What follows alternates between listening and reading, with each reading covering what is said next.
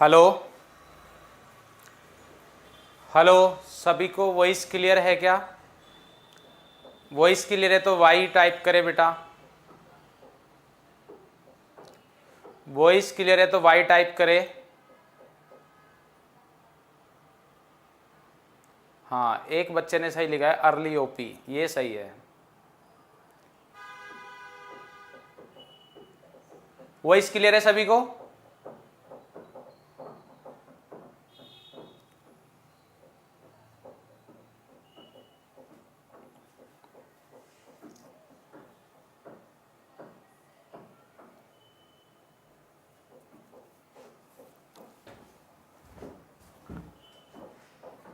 Hello दोस्तों, स्वागत है आप सभी का फिजिक्स वाला की दुनिया में।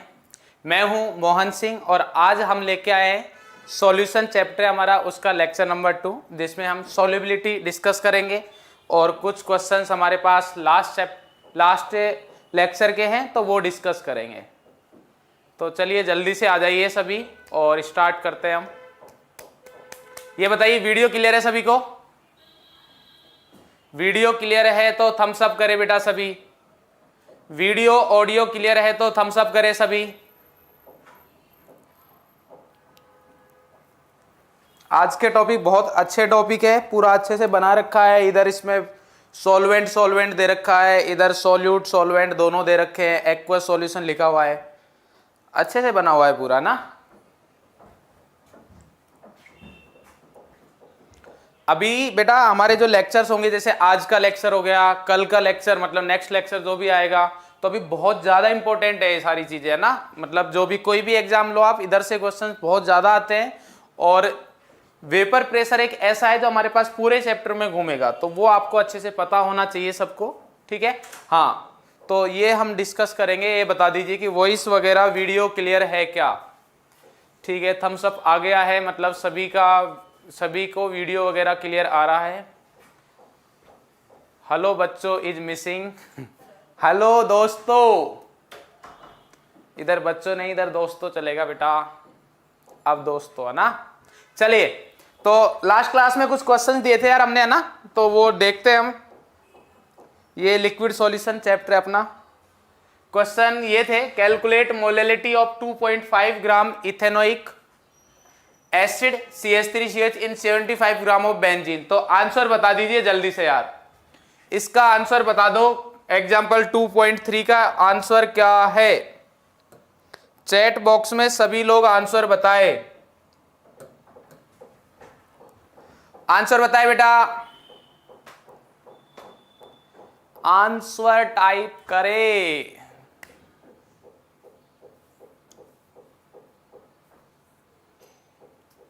आंसर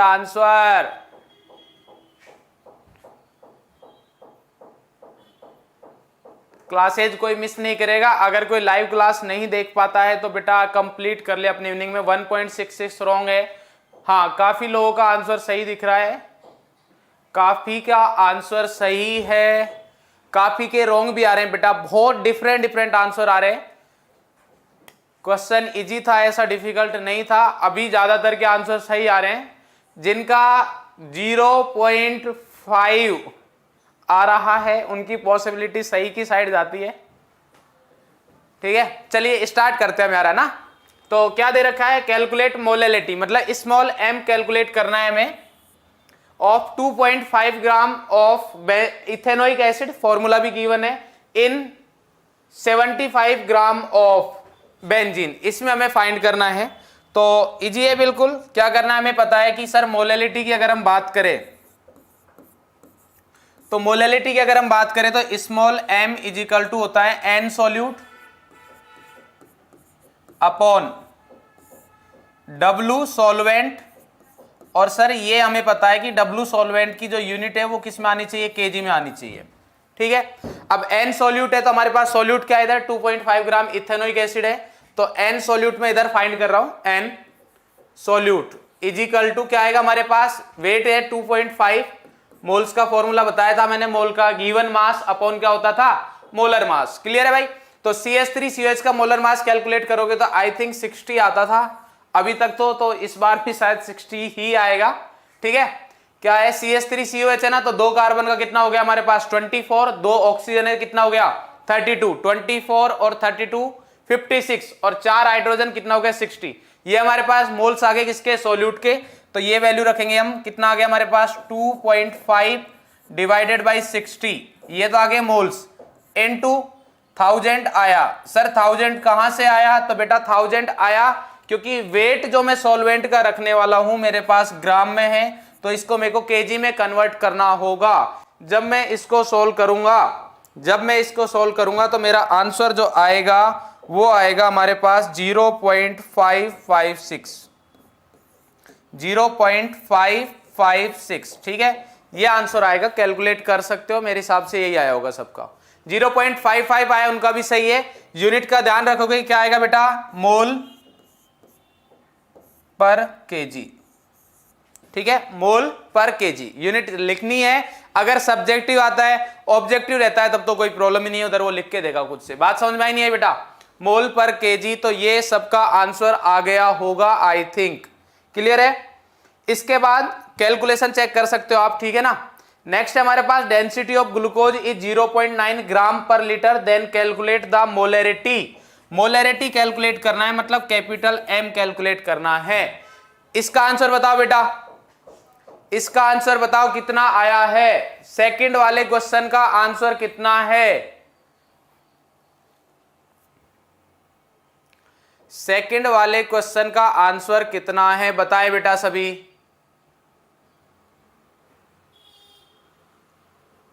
जीरो 0.005 मोल पर लीटर, शायद सही लग रहा है हमें, आंसर हमें भी नहीं पता, सॉल्व करेंगे।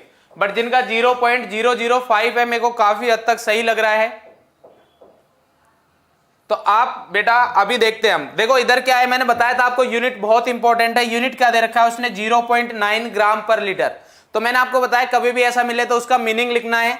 तो 0.9 ग्राम पर लीटर का मीनिंग क्या होगा कि मेरे पास 1 लीटर सॉल्यूशन है, 1 लीटर सॉल्यूशन है, तो उसमें 0.9 ग्राम क्या है मेरे पास, ग्लूकोज है। 0.9 ग्राम क्या है मेरे पास, ग्लूकोज।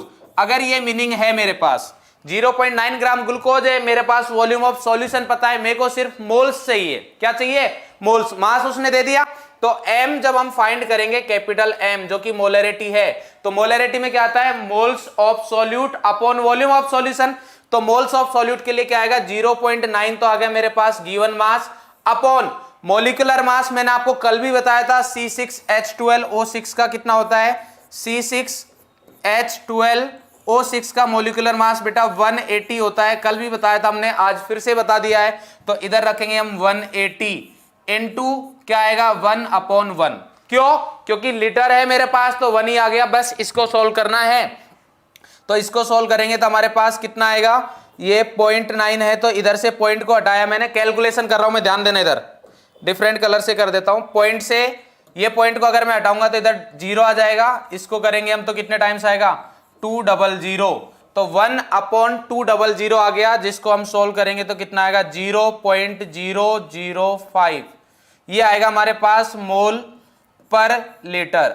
अब आप ये देखिए, बात समझ में आई नहीं आई, तो 0.005 जिनका आंसर आया सबका सही है, शांतनु बहुत सही। अब आप देखिए ये जो क्वेश्चन है कितना इजी था, बोलो भाई इजी था या नहीं था। और ये क्वेश्चन मेंस 2021 अभी का है, थर्ड अटेम्प्ट का। तो वही बता रहा हूं बेटा मैं, सारे क्वेश्चंस एनसीईआरटी से ही आते हैं। बात समझ में आ रही नहीं आ रही, क्या आते बेटा, सारे क्वेश्चंस एनसीईआरटी से आते। बिल्कुल इजी क्वेश्चन था, आई थिंक सबको क्लियर हो गया होगा। कुछ भी नहीं किया है मैंने, सिर्फ जो यूनिट थी, जो भी डेटा दे रखा था उसका मीनिंग लिखा। 0.9 ग्राम पर लीटर का मतलब क्या है कि ग्लूकोज 0.9 ग्राम होगा कितने में, 1 लीटर सॉल्यूशन में। तो मतलब मेरे को वेट मिल गया ग्लूकोज का, वॉल्यूम ऑफ सॉल्यूशन मिल गया, मेरे को कैपिटल एम जिसको हम मोलरिटी बोलते हैं वो फाइंड करना है। तो 0.9 अपॉन मोलर मास जो कि होता है 180। बात समझ में आई नहीं आई, तो ये हो गया बेटा, क्लियर है। तो आई थिंक सभी का आंसर सही है, बिल्कुल कोई प्रॉब्लम नहीं बेटा, बहुत इजी क्वेश्चन था, क्लियर है। तो ये हो गया हमारे पास, इसके आंसर भी, पहले वाला क्वेश्चन का मैंने आंसर भी लिखा हुआ है 0.556, ठीक है। नेक्स्ट अगर हम बात करें तो नेक्स्ट हमारे पास एक ये क्वेश्चन था, ठीक है। इसके आंसर बताइए सबसे पहले, ए बी सी, ए का आंसर बताइए बेटा, लिख के दोगे, ए बी और सी तीनों के आंसर बताएंगे। ए बी सी तीनों के आंसर क्या है जल्दी से बताइए बेटा इस क्वेश्चन के। ए मतलब मोलैलिटी, बी मतलब मोलैरिटी एंड सी मतलब क्या है, मोल फ्रैक्शन ऑफ के आई। जल्दी से आंसर बताए बेटा। क्या समझ में नहीं आया इस क्वेश्चन में, क्या समझ नहीं आया इसमें? क्या था हमारे पास, मोलैरिटी था। मोलैरिटी का मतलब क्या आता है, मोल्स ऑफ सोल्यूट। मोलैरिटी का मतलब क्या होता है बेटा, m इजिकल टू होता है हमारे पास n solute upon v solution, किसमें बेटा, लीटर में। तो n सोल्यूट कितना दे रखा है हमारे पास, n सोल्यूट की अगर बात करें तो n सोल्यूट क्या होता है, मैंने बताया था आपको, given mass w upon molar mass mw। Given mass उसने दे रखा है 0.9 ग्राम पर लीटर बोला हुआ है, मतलब 0.9 ग्राम वेट हो गया। और मोलर मास की बात करेंगे तो बेटा ग्लूकोज का फॉर्मूला आपको आना चाहिए, जो कि होता है C6H12O6, ये होता है हमारे पास। तो इसके अकॉर्डिंग आप सोल्व करोगे तो इसका मोलिकुलर वेट आएगा 180 इंटू 180, इसको इधर रख देंगे तो 0.9 डिवाइडेड बाई 180। वॉल्यूम है हमारे पास 1 लीटर, तो ये आ गया। बस सॉल्व करना है, यही आंसर होगा। क्लियर है? ठीक है, ए का आंसर आया हमारे पास 1.45 सही है बेटा, बिल्कुल सही है, बहुत सही। मैक्सिमम के आंसर सही आ रहे हैं बेटा। खुद का हीरो बनो, बिल्कुल सही आंसर है बेटा, खुद का हीरो बनोगे, बिल्कुल सही है। सोमेन का भी सही है, प्रतिमा का भी सही है बेटा, बिल्कुल सही आंसर सही आ रहे हैं सबके। तो अब हम डिस्कस करते हैं। देखिए क्या दे रखा है हमारे पास, मोलैलिटी फाइंड करना है, मोलैरिटी फाइंड करना है, मोल फ्रैक्शन फाइंड करना है। और उसके लिए हमारे पास क्या दे रखा है, 20% मास बाय मास। तो मैंने आपको बताया था कि कभी भी अगर इस टाइप का क्वेश्चन आता है तो सबसे पहले जो क्वेश्चन में इंफॉर्मेशन गिवन है हमें वो लिखनी है। जो क्वेश्चन में इंफॉर्मेशन गिवन है वो हमें सबसे पहले लिखनी है। तो क्वेश्चन में इंफॉर्मेशन क्या दे रखी है हम देखते हैं भाई। क्वेश्चन में इंफॉर्मेशन हमारे पास क्या दे रखी है, क्वेश्चन में इंफॉर्मेशन दे रखी है हमारे पास की जो सॉल्यूशन है वो क्या है, 20% weight by weight. 20% weight by weight का मतलब क्या होता है सर, आपने हमें बताया था कि W बाई W हो या कोई भी हो, ऊपर वाली चीज होती है सॉल्यूट से रिलेटेड और नीचे वाली चीज किससे रिलेटेड होती है, सॉल्यूशन से रिलेटेड। मतलब ये भी मास है, ये भी मास है। तो 20 ग्राम, क्या मीनिंग हुआ बेटा, 20 ग्राम सोल्यूट, 20 ग्राम सोल्यूट, जो कि क्या है हमारे पास सर, सोल्यूट दे रखा है उसने KI। तो 20 ग्राम सोल्यूट KI प्रेजेंट इन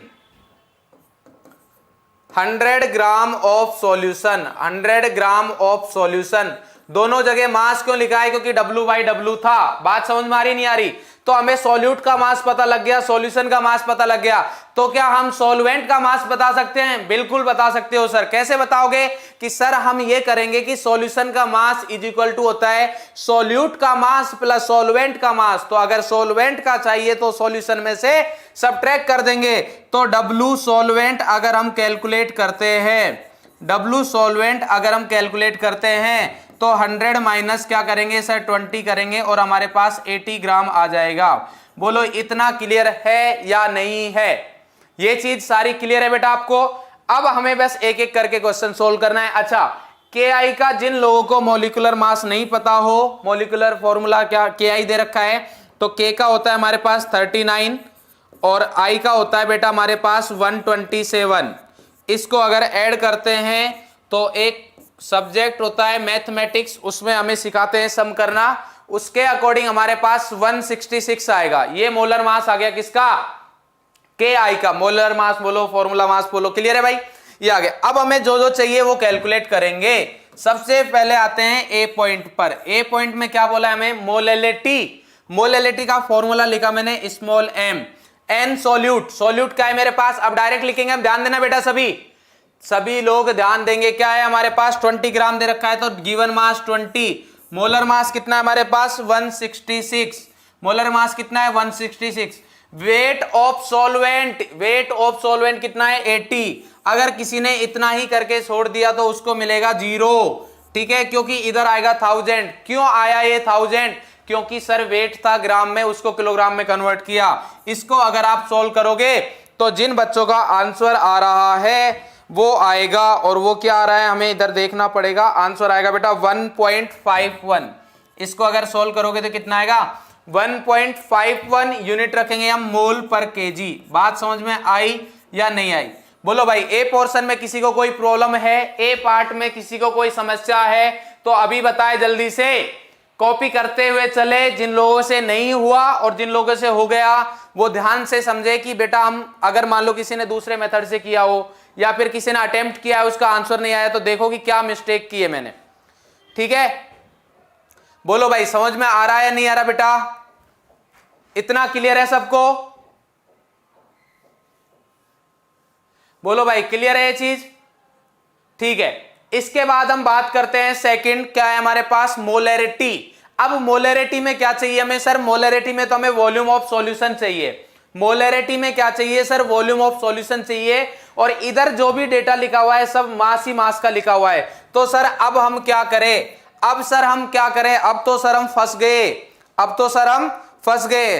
तो बेटा ऐसा नहीं है, अभी आप ही करोगे क्वेश्चन को। किस टाइप से करोगे सर? अगर हमें मास पता हो और हमें सॉल्यूशन फाइंड करना हो तो अगर हमें कैसे भी डेंसिटी अगर गिवन हो तो हम वॉल्यूम फाइंड कर सकते हैं। अगर डेंसिटी हमें पता हो, मास हमें पता हो तो हम वॉल्यूम फाइंड कर सकते हैं। तो क्या उसने डेंसिटी गिवन है? बिल्कुल गिवन है। तो अगर डेंसिटी दे रखी है तो क्या होगा? मास D इजिकल टू क्या होता है हमारे पास? m by V. क्या फाइंड करना है? v। v इजिकल टू हो जाएगा m बाई डी। तो m कितना है हमारे पास? 100। सर 100 ही क्यों लिया है? ये भी डाउट होगा कुछ बच्चों का कि सर इधर 100 क्यों लिया है, 20 क्यों नहीं लिया या फिर 80 क्यों नहीं लिया? बेटा जी जो डेंसिटी हमें गिवन है वो सॉल्यूशन की गिवन है। जो डेंसिटी हमें गिवन है वो सॉल्यूशन की गिवन है। तो बेटा अगर सॉल्यूशन की डेंसिटी गिवन है तो मैं मास भी सॉल्यूशन का ही लूंगा ना। अगर डेंसिटी अगर सॉल्यूशन की गिवन है तो मैं मास भी किसका लूंगा? सॉल्यूशन का लूंगा। तो इसलिए मैंने जो मास लिया है वो सॉल्यूशन का लिया है। 100 अपॉन डेंसिटी कितना है मेरे पास? 1.202। अब यूनिट की अगर बात करोगे तो ग्राम पर ml है और मास किसमें था हमारे पास? ग्राम में। ग्राम से ग्राम कैंसिल आउट हो जाएगा और यूनिट आएगी ml। तो वॉल्यूम ध्यान रखना 100 अपॉन 1.202 आया है, बट ये ml में आया है। ये किस में आया बेटा? ml में आया है। इतना बोलो सबको क्लियर है? ठीक है, इसके बाद हम बात करते हैं, अब हमारे पास मोलैरिटी आता है। Molarity equal to n solute, जो कि क्या है हमारे पास? KI अपॉन V सॉल्यूशन, जो कि सर आएगा हमारे पास लीटर में। बात समझ में आई या नहीं आई? बोलो भाई इतनी बात क्लियर है? तो ये हमारे पास हो गया। अब इधर बात करते हैं हम, तो m equal to n solute तो सर आपने जो पहले फाइंड किया था 20 अपॉन 166 वही आएगा। अब हमें करना है V सॉल्यूशन। तो V सॉल्यूशन कितना आया था हमारे पास? देखो भाई V सॉल्यूशन है 100 अपॉन 1.202। 100 अपॉन ये आ गया हमारे पास 100 अपॉन 1.202 है, वो इधर चला जाएगा। बट ये था मेरे पास ml में। ml को लीटर में कन्वर्ट करने के लिए इनटू करेंगे हम 1000। ml को लीटर में कन्वर्ट करने के लिए क्या करेंगे? इनटू करेंगे 1000। तो ये हमारे पास आ गया वॉल्यूम। इसको जब हम सोल्व करेंगे तो हमारे पास जो मोलैरिटी आएगी वो आई थिंक 1.45 आएगी मोल पर लीटर। बोलो भाई बात समझ में आई या नहीं आई? 1.45 बिल्कुल सही है, 1.45 मोल पर लीटर। क्लियर है भाई? तो ये हमारे पास आ गई है। ठीक है, ये आ गई है। क्लियर है भाई ये चीज? अब इसके बाद हमारे पास आएगा क्या? थर्ड क्या था? Mole fraction. क्या था भाई? Mole fraction. क्या सर क्या सॉल्यूशन का मास हमेशा लिखते हैं? नहीं बेटा, हमारे पास डेंसिटी सॉल्यूशन की थी। हमारे पास डेंसिटी सॉल्यूशन की थी इसलिए हमने सॉल्यूशन का मास लिया है। डेंसिटी सॉल्यूशन की थी इसलिए हमने किसका मास लिया है? सॉल्यूशन का मास लिया है। अगर मेरे पास डेंसिटी सॉल्यूट की दी होती तो हम सॉल्यूट का मास लेते, अगर डेंसिटी सॉल्वेंट की दी होती तो हम सॉल्वेंट का मास लेते, और उस टाइप से वो कुछ ना कुछ हमें ऐसा डेटा देता जिससे हम वॉल्यूम फाइंड कर सकते थे। बोलो इतना क्लियर है या नहीं है? बोलो भाई इतना क्लियर है या नहीं है? इसके बाद हमारे पास क्या आएगा? नेक्स्ट है हमारे पास मोल फ्रैक्शन था, तो मोल फ्रैक्शन XKI। क्या फाइंड करना है? एक्स के I is equal to, x के आई में आएगा हमारे पास एन के आई अपॉन एन के आई प्लस NH2O। सिंपल है भाई बिल्कुल, एन के आई डिवाइड बाई एन के आई अपॉन NH2O। फाइंड करेंगे तो सर एन के आई तो आपने काफी जगह निकाला है, 20 upon 166 divide by 20 upon 166 plus कितना आएगा बेटा NH2O। H2O का मास हमने निकाला था 80, तो ये आ गया हमारे पास 80 अपॉन मोलर मास 18 होता है, सबको पता है। तो इधर से सॉल्व करेंगे तो एक बहुत ही गंदा सा नंबर आएगा 0.2063, जो कि क्या हो जाएगा हमारे पास एक्स के आई। बोलो भाई ये चीज समझ में आई या नहीं आई? अरे बोलो भाई ये चीज समझ में आई नहीं आई? इतना क्लियर है सबको? क्वेश्चन क्लियर हुआ या नहीं हुआ? किसी के पास बोलो भाई क्वेश्चन क्लियर हुआ या नहीं हुआ? हो गया सभी का? कॉपी कर ले जिनका आंसर नहीं आया था। तो इसी के साथ हमारे पास दो टॉपिक हो गए हैं। कौन कौन से? एक हमारे पास टाइप ऑफ सॉल्यूशन पढ़ा था हमने, ठीक है। उसके बाद हमने क्या पढ़ा था? हमने पढ़ी थी कंसंट्रेशन टर्म्स। कंसंट्रेशन टर्म्स में क्या क्या पढ़ा था फिर से बता रहा हूं मैं, W by W, W by V, V by V, ppm, mole fraction, molality and molarity, ये सारी चीजें पढ़ी हमने और उनके क्वेश्चंस भी हो गए हैं। अब हमारे पास नेक्स्ट जो आता है वो आता है सोल्यूबिलिटी। नेक्स्ट क्या है बेटा? सोल्यूबिलिटी, ठीक है। सोल्यूबिलिटी क्या होता है देखिए, कॉपी करते हुए चलेंगे साथ में, ठीक है। मतलब जब अभी मैं समझा, पहले समझेंगे उसके बाद कॉपी करेंगे। क्या है हमारे पास? सोल्यूबिलिटी है maximum amount of substance that can be dissolved, maximum amount of substance that can be dissolved in specified amount of solvent, specified amount of solvent eight a particular temperature and pressure. क्या बोल रहा है? Maximum amount of solute that can be dissolve. मेरे पास solute का जितना maximum amount में dissolve कर सकता हूं, किसमें? स्पेसिफिक अमाउंट ऑफ सॉल्वेंट में। मतलब मेरे पास सॉल्वेंट का अमाउंट फिक्स करना है, साथ ही साथ एटमॉस्फेरिक कंडीशन भी मेरे को कांस्टेंट रखनी है। मतलब टेम्परेचर और प्रेशर मेरा कांस्टेंट होना चाहिए। अगर ऐसा है तो जो वो मैक्सिमम अमाउंट डिजोल्व हो रहा है, कॉपी करते चलेंगे और कान से सुनेंगे, ठीक है ना। जो हमारे पास मैक्सिमम अमाउंट डिजोल्व हो रहा है उसको हम क्या बोलेंगे बेटा? उसको हम बोलेंगे सोल्यूबिलिटी। उसको हम क्या बोलेंगे? सोल्यूबिलिटी। बात समझ में आ रही है नहीं आ रही? क्या है हमारे पास? फिर से देखो, maximum amount of substance that can be dissolve in a specified amount of solvent eight a particular temperature and pressure. बात समझ में आई या नहीं आई? अगर आप टेम्परेचर और प्रेशर नहीं लिखोगे लास्ट में और डेफिनेशन आती है तो मार्क्स 0 मिलेंगे। क्यों? क्योंकि अगर मैं टेम्परेचर और प्रेशर को चेंज कर दूंगा तो जो हम मैक्सिमम अमाउंट ऑफ सॉल्यूट की बात कर रहे हैं, किसी सब्सटेंस को डिजोल्व करने की बात कर रहे हैं, वो अमाउंट ही चेंज हो जाएगा। तो उसके लिए मेरे को टेम्परेचर और प्रेशर को कांस्टेंट करना पड़ेगा, तभी मैं उस चीज को डिफाइन कर पाऊंगा, तभी मैं उस चीज को डिफाइन कर पाऊंगा। बात समझ में आ रही है या नहीं आ रही? दूसरा हमारे पास, ये बात समझ में आई नहीं आई बेटा? ठीक है। फॉर एग्जाम्पल अगर मैं बोल रहा हूं, एग्जाम्पल अगर हम लिखे इसका कि अगर मेरे पास मैं बोल रहा हूं कि 10 gram glucose, 10 gram glucose dissolved in 100 ml, 100 नहीं 1 लीटर लिख देते हैं हम, 1 लीटर H2O। तो ये हमारे पास जो 10 ग्राम होगा इसको हम क्या बोलेंगे बेटा? सोल्यूबिलिटी। बट कब बोलेंगे वो समझे, ये तब बोले हैं हम अगर मैं अमाउंट ऐड करता हूं 10.1। क्या ऐड किया मैंने? 10.1 या ग्रेटर देन 10 करता हूं मैं, 10 से कोई भी, मतलब 10.01 ग्राम ही क्यों नहीं ऐड करता?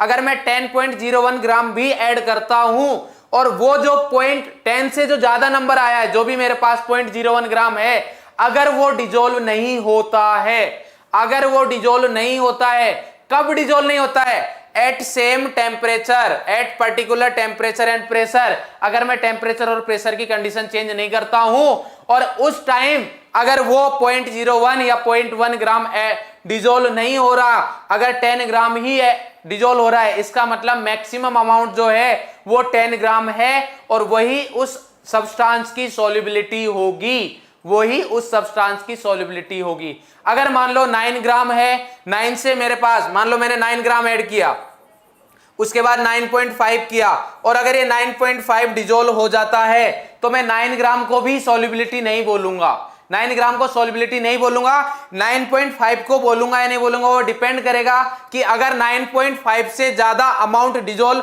हो पा रहा है तो हमारे पास 9.5 को हम क्या नहीं बोलेंगे, सॉल्युबिलिटी नहीं बोलेंगे। अगर उतना ही डिजोल्व हो पाता है उस पर्टिकुलर टेम्परेचर और प्रेशर पर तो उस अमाउंट को हम सॉल्युबिलिटी बोलेंगे। आई थिंक ये क्लियर होगा। अब बात आती है कि सर ये तो आपने बता दिया, अब आप बार बार ये चीज बोल रहे हो हमें कि eight particular temperature and pressure, eight particular temperature and pressure, इसकी क्या कहानी है? तो बेटा इसकी कहानी इस प्रकार से है कि solubility depends upon nature of solute and solvent. जो सॉल्युबिलिटी है वो सॉल्यूट और सॉल्वेंट के नेचर पर डिपेंड करेगी। कैसे करेगी बताएंगे। साथ ही साथ टेम्परेचर पर डिपेंड करती है और प्रेशर पर करती है। बात समझ में आई? ठीक है, इन पर डिपेंड करती है। अब एक एक पॉइंट हम डिस्कस करेंगे। आई थिंक कॉपी हो गया होगा, ये कॉपी हो गया होगा। ठीक है, अब मैं एक बार बता देता हूं थोड़ा सा कि सॉल्यूट और सॉल्वेंट पर कैसे डिपेंड कर रहा है। अगर मेरे पास मान लो सॉल्यूट की मैं बात करूं, इधर मैंने ले लिया सॉल्यूट और इधर ले लिया मैंने सॉल्वेंट। ध्यान से देखना बेटा, टेम्परेचर और प्रेशर का फैक्टर हम आगे पढ़ेंगे। मैं बात कर रहा हूं सॉल्यूट की और सॉल्वेंट की। सॉल्यूट कैसा है मेरे पास? पोलर। सॉल्यूट कैसा है बेटा? पोलर। सॉल्वेंट कैसा है मेरे पास? पोलर। तो ये इजीली डिजोल्व होंगे, मतलब इसकी सॉल्युबिलिटी काफी ज्यादा होगी। क्यों? क्योंकि आपने पढ़ा होगा, क्या पढ़ा होगा? Like dissolves like. क्या पढ़ा होगा बेटा? Like dissolves like. अभी आगे भी पढ़ाएंगे हम, लाइक डिजोल्व्स लाइक। बात समझ में आ रही है नहीं आ रही? सिमिलरली अगर मेरे पास सॉल्यूट कैसा हो बेटा? Non polar. सॉल्यूट कैसा हो मेरे पास? Non polar. और सॉल्वेंट भी कैसा है? Non polar. तो भी सॉल्युबिलिटी ज्यादा होगी। बट अगर मेरे पास सॉल्यूट होता है पोलर और सॉल्वेंट होता है नॉन पोलर तो सॉल्युबिलिटी बहुत कम होगी, या ऐसी भी पॉसिबिलिटी है कि सॉल्युबिलिटी ना हो। तो इसलिए हम बता सकते हैं कि सॉल्युबिलिटी जो है वो किस किस पर डिपेंड करती है बेटा? सॉल्यूट पर भी डिपेंड करती है और सॉल्वेंट के नेचर पर डिपेंड करेगी। बात समझ में आई नहीं आई? बात इतनी क्लियर है। दूसरा हमारे पास टेम्परेचर है, प्रेशर है, उन सारी चीजों पे भी डिपेंड करेगी। कुछ लोग हाइड्रेशन एनर्जी, लैटिस एनर्जी वगैरह लिख रहे हैं, तो बेटा वो सारे फैक्टर इधर से ही आते हैं, वो सारे फैक्टर इधर से आते हैं, वो हम डिस्कस नहीं कर सकते अभी, है ना? ठीक है, तो ये हो गया हमारे पास। अब बात करते हैं हम कि सर सॉल्युबिलिटी में और क्या क्या चीजें होती है। देखो अब सॉल्युबिलिटी आती कहां से है, किस कंडीशन को हम सॉल्युबिलिटी बोलेंगे, समझना अच्छे से। ये सारी डेफिनेशंस बहुत ज्यादा इंपॉर्टेंट है, इनकी अंडरस्टैंडिंग सबको आनी चाहिए। ठीक है, पहले समझेंगे फिर कॉपी करेंगे, पहले समझेंगे फिर कॉपी करेंगे। देखो होता क्या है, सबसे पहले हमारे पास डिसोल्यूशन। क्या है? डिसोल्यूशन। देखो डिसोल्यूशन क्या है? When a solid solute is added to the solvent. जब हम किसी सॉलिड सॉल्यूट को सॉल्वेंट में क्या कर रहे हैं? ऐड कर रहे हैं। सम सॉल्यूट डिजोल्व्स, तो सम सॉल्यूट क्या होगा? डिजोल्व होगा, मतलब सॉल्वेंट में डिजोल्व होने लग जाएगा। और हमें यह पता है कि जैसे जैसे टाइम जाएगा वैसे वैसे सॉल्यूट ज्यादा डिजोल्व होता जाएगा, मतलब सॉल्यूट की कंसंट्रेशन, सॉल्यूट की कंसंट्रेशन सॉल्यूशन में, या फिर मैं ऐसा बोलूं सॉल्वेंट में इंक्रीज होती जाएगी। अरे भाई ये चीज तो समझ में आनी चाहिए जो लाइन बोली है मैंने। क्यों? क्योंकि अगर सॉल्यूट की क्वांटिटी बढ़ रही है मतलब मोल्स बढ़ रहे हैं, और मोल्स अपॉन वॉल्यूम क्या होता है हमारे पास? मोलरिटी। मोल्स अपॉन वॉल्यूम क्या होता है? मोलरिटी। तो कंसंट्रेशन बढ़ रही है, तो उधर यही लिखा हुआ है कि when a solute dissolve in, when a solid solute is added to the solvent, some solute dissolves and its concentration increases in the solution. बात समझ में आई नहीं आई?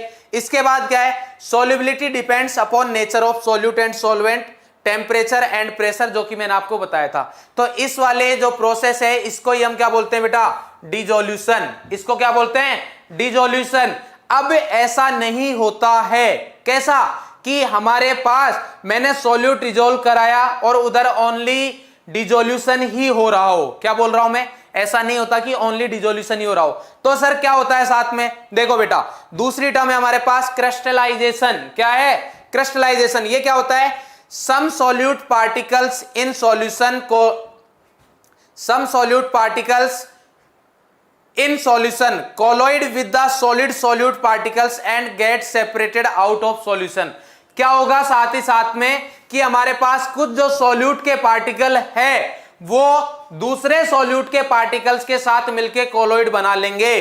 कोलॉइड आपको आता होगा, अगर नहीं आता तो एक सरफेस केमिस्ट्री, वैसे 9th क्लास में कोलॉइड पढ़ा है सबने, ठीक है, बट सरफेस केमिस्ट्री एक चैप्टर आएगा उसमें हमारे पास आएगा कोलॉइड। थोड़ा सा बता रहा हूं मैं, कोलॉइड क्या होता है, हमारे पास बहुत सारे छोटे छोटे पार्टिकल्स एक साथ इकट्ठे हो जाते हैं। मतलब ऐसा बोल सकते हैं कि ये वाला पार्ट सॉल्यूशन का नहीं रहेगा, मतलब ये सॉल्यूशन का पार्ट नहीं, उससे अलग सेपरेट हो रहा है, मतलब वो सॉल्यूशन में काउंट नहीं करेंगे।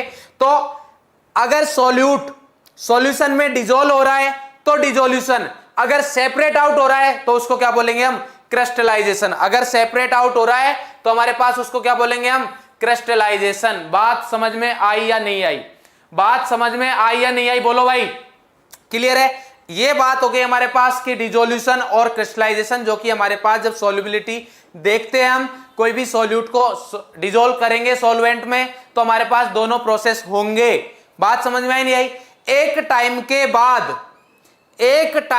बाद जितना अमाउंट डिसोल्व हो रहा है, ध्यान से सुनना, अभी पेन बंद कर देंगे, अभी लिखेंगे नहीं, ध्यान से सुनना।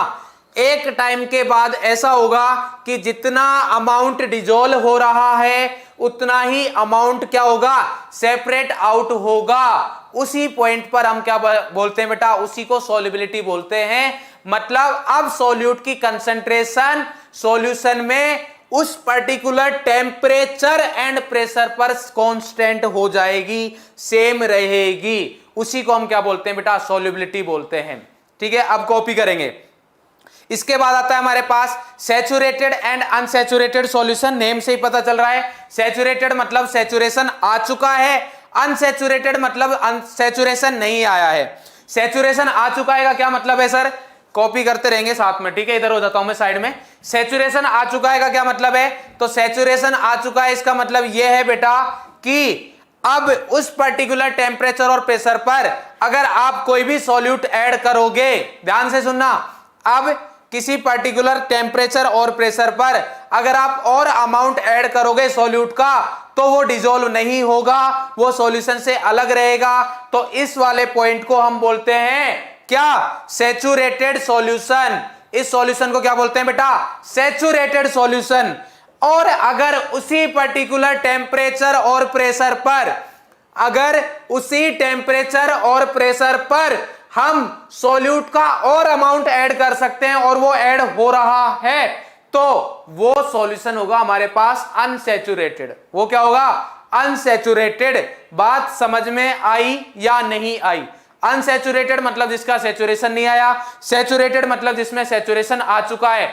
बट ध्यान दोगे ये बात आप किसी भी पर्टिकुलर टेम्परेचर और प्रेशर पर ही बोल सकते हो, अदरवाइज मैं किसी का सैचुरेशन, किसी भी सॉल्यूशन को सैचुरेशन या अनसैचुरेशन नहीं बोलूंगा। बात समझ में आ रही नहीं आ रही बेटा? अरे क्लियर है ना? तो उसमें ये लिखा हुआ है, a solution in which no more solute can be dissolve at the same temperature and pressure. ठीक है, अगर और सॉल्यूट डिसॉल्व नहीं कर सकते तो उसको क्या बोलेंगे, सैचुरेटेड सॉल्यूशन। और अगर हम is one which more solute can be dissolve at the same temperature and pressure तो उसको हम क्या बोलेंगे, अनसैचुरेटेड सॉल्यूशन। आई थिंक इतनी बात आपको समझ आ गई होगी, मेरा ऐसा मानना है। तो क्या मैं सही मान रहा हूं? बोलो भाई, ये सही बात है? इतना क्लियर है क्या आपको? बोले भाई, मैं ये बोल रहा हूं बेटा, सैचुरेटेड सॉल्यूशन वो होता है जिसमें किसी पर्टिकुलर टेम्परेचर और प्रेशर पर हम और सॉल्यूट ऐड नहीं कर सकते। मतलब सैचुरेशन आ चुका है। और अनसैचुरेटेड वो होगा जिसमें अनसैचुरेशन, सैचुरेशन नहीं आया है, मतलब और ऐड कर सकते हो। क्लियर है सबको? बिल्कुल क्लियर है। सुपर सैचुरेटेड की जरूरत नहीं है, ठीक है, वो सिलेबस में नहीं है, आपके कहीं पर भी नहीं पूछा जाएगा, तो इतना दिमाग लगाने की जरूरत भी नहीं है, मैं कंफ्यूज नहीं करूंगा किसी को। ठीक है, नेक्स्ट आता है हमारे पास, अब देखिए, अब हम पढ़ेंगे सॉल्युबिलिटी क्या होती है, हमने समझ लिया। अब हम क्या करेंगे, सॉल्युबिलिटी देखेंगे। किस किस की देखेंगे? सॉलिड की सॉल्युबिलिटी देखेंगे लिक्विड में। मैंने आपको बताया था जिस दिन पढ़ाया था, इधर हमारे पास सॉलिड सॉल्यूशन था, इधर गैस सॉल्यूशन था, बीच में लिक्विड सॉल्यूशन था। जब क्लासिफिकेशन पढ़ाया तो मैंने बोला था कि ये बीच वाला जो कॉलम है लिक्विड सॉल्यूशन, यही हमारे लिए सबसे ज्यादा इंपॉर्टेंट है और यही हम पढ़ेंगे। तो उस वाले केस में हमारे पास अब आता है solubility of A solid in liquid, मतलब सॉल्यूट मेरा सॉलिड है और सॉल्वेंट मेरा लिक्विड है। सॉल्यूट कैसा है? सॉलिड है, और सॉल्वेंट कैसा है? लिक्विड है। तो इस वाले केस में सॉल्युबिलिटी क्या होगी, किस किस फैक्टर पर डिपेंड करेगी, ये सारी चीजें हम बात करेंगे। देखना, every solid does not dissolve in A given liquid. ऐसा नहीं है कि मैंने एक सॉलिड बोल दिया वो किसी भी लिक्विड में डिजोल्व हो जाएगा। फॉर एग्जाम्पल, आप बोलते हो कि सर NaCl इजिली डिजोल्व हो जाता है, बट किस में हो जाता है? NaCl को अगर आप H2O में डिजोल्व करोगे हो जाएगा, बिल्कुल सही बात है। बट अगर आप NaCl को बेंजीन में डिजोल्व करते हो, क्या बोल रहा हूं बेटा? NaCl को बेंजीन में डिजोल्व करते हो, बेटा गुस्सा नहीं करते, आराम से। NaCl को किस में डिजोल्व करते हैं?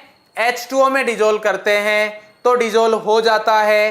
बट अगर मैं NaCl को बेंजीन में डिजोल्व करूंगा तो डिजोल्व नहीं होता है, तो डिजोल्व नहीं होता है। रीजन क्या है? मैंने आपको अभी बताया था कि like dissolves like, like dissolves like. मतलब क्या है इस बात का? मतलब यह है कि मेरे पास अगर मैं NaCl की बात करता हूं, जो कि मेरे पास क्या है बेटा? सॉलिड सॉल्यूट है। क्या है बेटा? सॉलिड सॉल्यूट है, और कैसा है? पोलर है। कैसा है? पोलर है। अब मेरे पास इधर कौन कौन से सॉल्वेंट थे? मैंने दो केस लिए। कौन कौन से? एक लिया मैंने H2O। क्या लिया बेटा? H2O। और दूसरा मैं ले रहा हूं बेंजीन। दूसरा क्या लिया बेटा मैंने? बेंजीन। ध्यान से सुनना, बेंजीन कैसा है? बेंजीन कैसा है? नॉन पोलर है सर। बेंजीन कैसा है? Non polar. बात समझ में आ रही है नहीं आ रही? और H2O कैसा है? पोलर।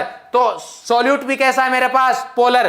तो ये इसमें डिजोल्व हो जाएगा, ये इसमें डिजोल्व नहीं होगा। मतलब मैं ऐसा नहीं बोल सकता किसी भी सॉल्यूट के लिए कि ये ऐसा सॉल्यूट है जो सभी में डिजोल्व हो जाएगा। डिपेंड करेगा हम किस में डिजोल्व कर रहे हैं और किस में डिजोल्व नहीं कर रहे। बात समझ में आ रही नहीं आ रही? तो इधर वही लिखा हुआ है कि polar solute dissolve in polar solvent, ठीक है, and non polar solute dissolve in non polar solvent. मतलब हम बोल सकते हैं लाइक डिजोल्व्स लाइक। क्लियर है बेटा? एग्जाम्पल के लिए अगर हम बात करें तो NaCl और शुगर है वो H2O में डिजोल्व हो जाते हैं, बट अगर इन्हीं दो को मैं बेंजीन में डिजोल्व करूंगा तो डिजोल्व नहीं होंगे।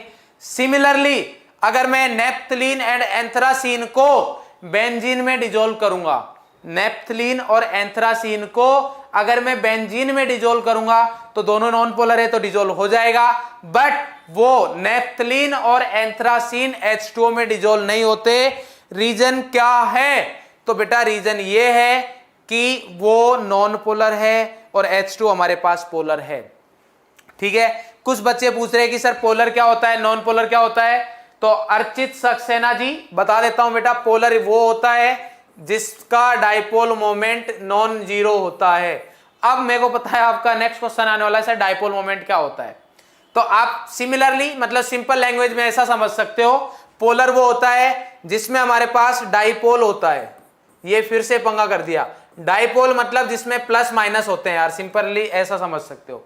सिंपल क्या समझ सकते हो कि जिसमें प्लस माइनस होता है उसको हम क्या बोलते हैं? पोलर बोलते हैं। तो जैसे H2O है तो ऑक्सीजन और हाइड्रोजन की इलेक्ट्रॉन नेगेटिव में डिफरेंस है। H2O की अगर मैं बात करूं तो OH और ये क्या है? H। तो ऑक्सीजन और हाइड्रोजन की इलेक्ट्रॉन नेगेटिविटी में क्या है बेटा? डिफरेंस है। तो अगर इलेक्ट्रॉन नेगेटिव डिफरेंस है, इसके ऊपर पार्शियल नेगेटिव, इसके ऊपर पार्शियल पॉजिटिव, तो ये पोलर है। तो आई थिंक कॉपी हो गया होगा इतना। क्लियर है भाई सबको? क्लियर है? अब बात करते हैं हम नेक्स्ट बात है हमारे पास, ये देखिए क्या बोल रहा है आगे कि जब हम डिजोल्व करवा रहे हैं, मैंने बताया आपको कि मैंने क्या किया, मेरे पास एक सॉल्यूशन है, मतलब एक सॉल्वेंट है। क्या है मेरे पास? सॉल्वेंट है एक। ठीक है भाई, ये मैं एक सॉल्वेंट बनाता हूं साफ सुथरा सा। ठीक है, सॉल्वेंट बनाते हैं हम। ये एक मैंने बीकर लिया। ठीक है भाई, जल्दी से बनाएंगे हम। ये हमारे पास एक बीकर है, ठीक है, और इसमें हमने क्या ऐड किया, इसमें हमारे पास पहले से क्या है, सॉल्वेंट ऐड है, सॉल्वेंट ऐड है बेटा, ठीक है, ये हमारे पास सॉल्वेंट है, क्लियर है। अब इसमें मैं क्या ऐड कर रहा हूं, सॉल्यूट ऐड कर रहा हूं, क्या ऐड कर रहा हूं बेटा, सॉल्यूट ऐड कर रहा हूं। तो मैंने बताया आपको जब सॉल्यूट ऐड करोगे तो दो प्रोसेस होंगे, क्या होंगे बेटा, दो प्रोसेस होंगे, कौन कौन से सर, एक तो होगा डिजोल्यूशन, एक तो क्या होगा, डिजोल्यूशन, एक तो होगा हमारे पास डिजोल्यूशन, DI, एक तो होगा हमारे पास डिजोल्यूशन, और साथ ही साथ क्या होगा बेटा, क्रिस्टलाइजेशन, क्या होगा, क्रिस्टलाइजेशन, क्लियर है भाई। ये हो रहा है हमारे पास क्या, क्रिस्टलाइजेशन।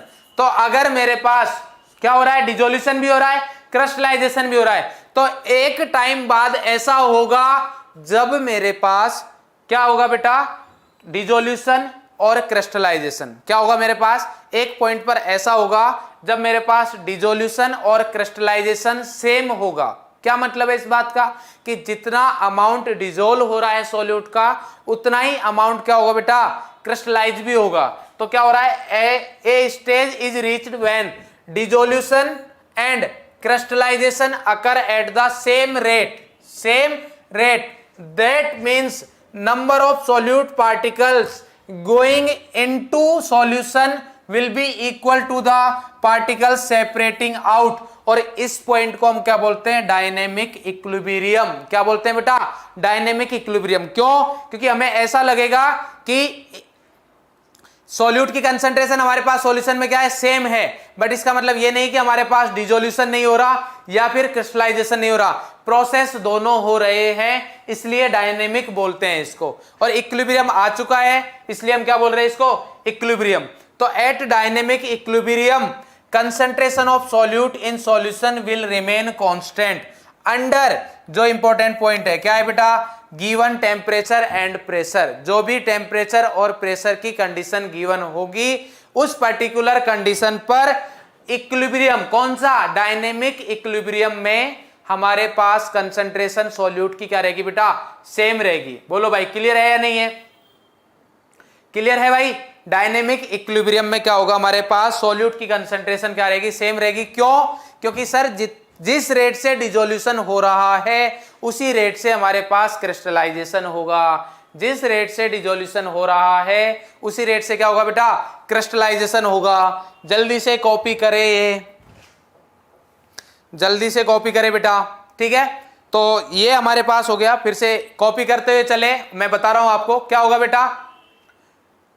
डिजोल्यूशन क्या होता है हमारे पास, डिजोल्यूशन होता है जितना अमाउंट सॉल्यूट का डिजोल्व हो रहा है सॉल्यूशन में, उसको हम डिजोल्यूशन बोलते हैं। क्रिस्टलाइजेशन, जो कुछ सॉल्यूट के पार्टिकल्स के साथ कोलॉइड बनके सॉल्यूशन से सेपरेट आउट होते हैं, उस प्रोसेस को हम क्रिस्टलाइजेशन बोलते हैं। तो एक पॉइंट ऐसा आता है जब डिजोल्यूशन और क्रिस्टलाइजेशन दोनों सेम रेट से होते हैं, उस पॉइंट पर हमारे पास, उस पॉइंट को हम क्या बोलते हैं, डायनेमिक इक्विलिब्रियम। क्या बोलते हैं बेटा, डायनेमिक इक्विलिब्रियम। और उसमें हमारे पास अब ऑब्जेक्टिव क्वेश्चन इस टाइप से आ सकता है कि एट डायनेमिक इक्विलिब्रियम क्रिस्टलाइजेशन होता है या नहीं होता।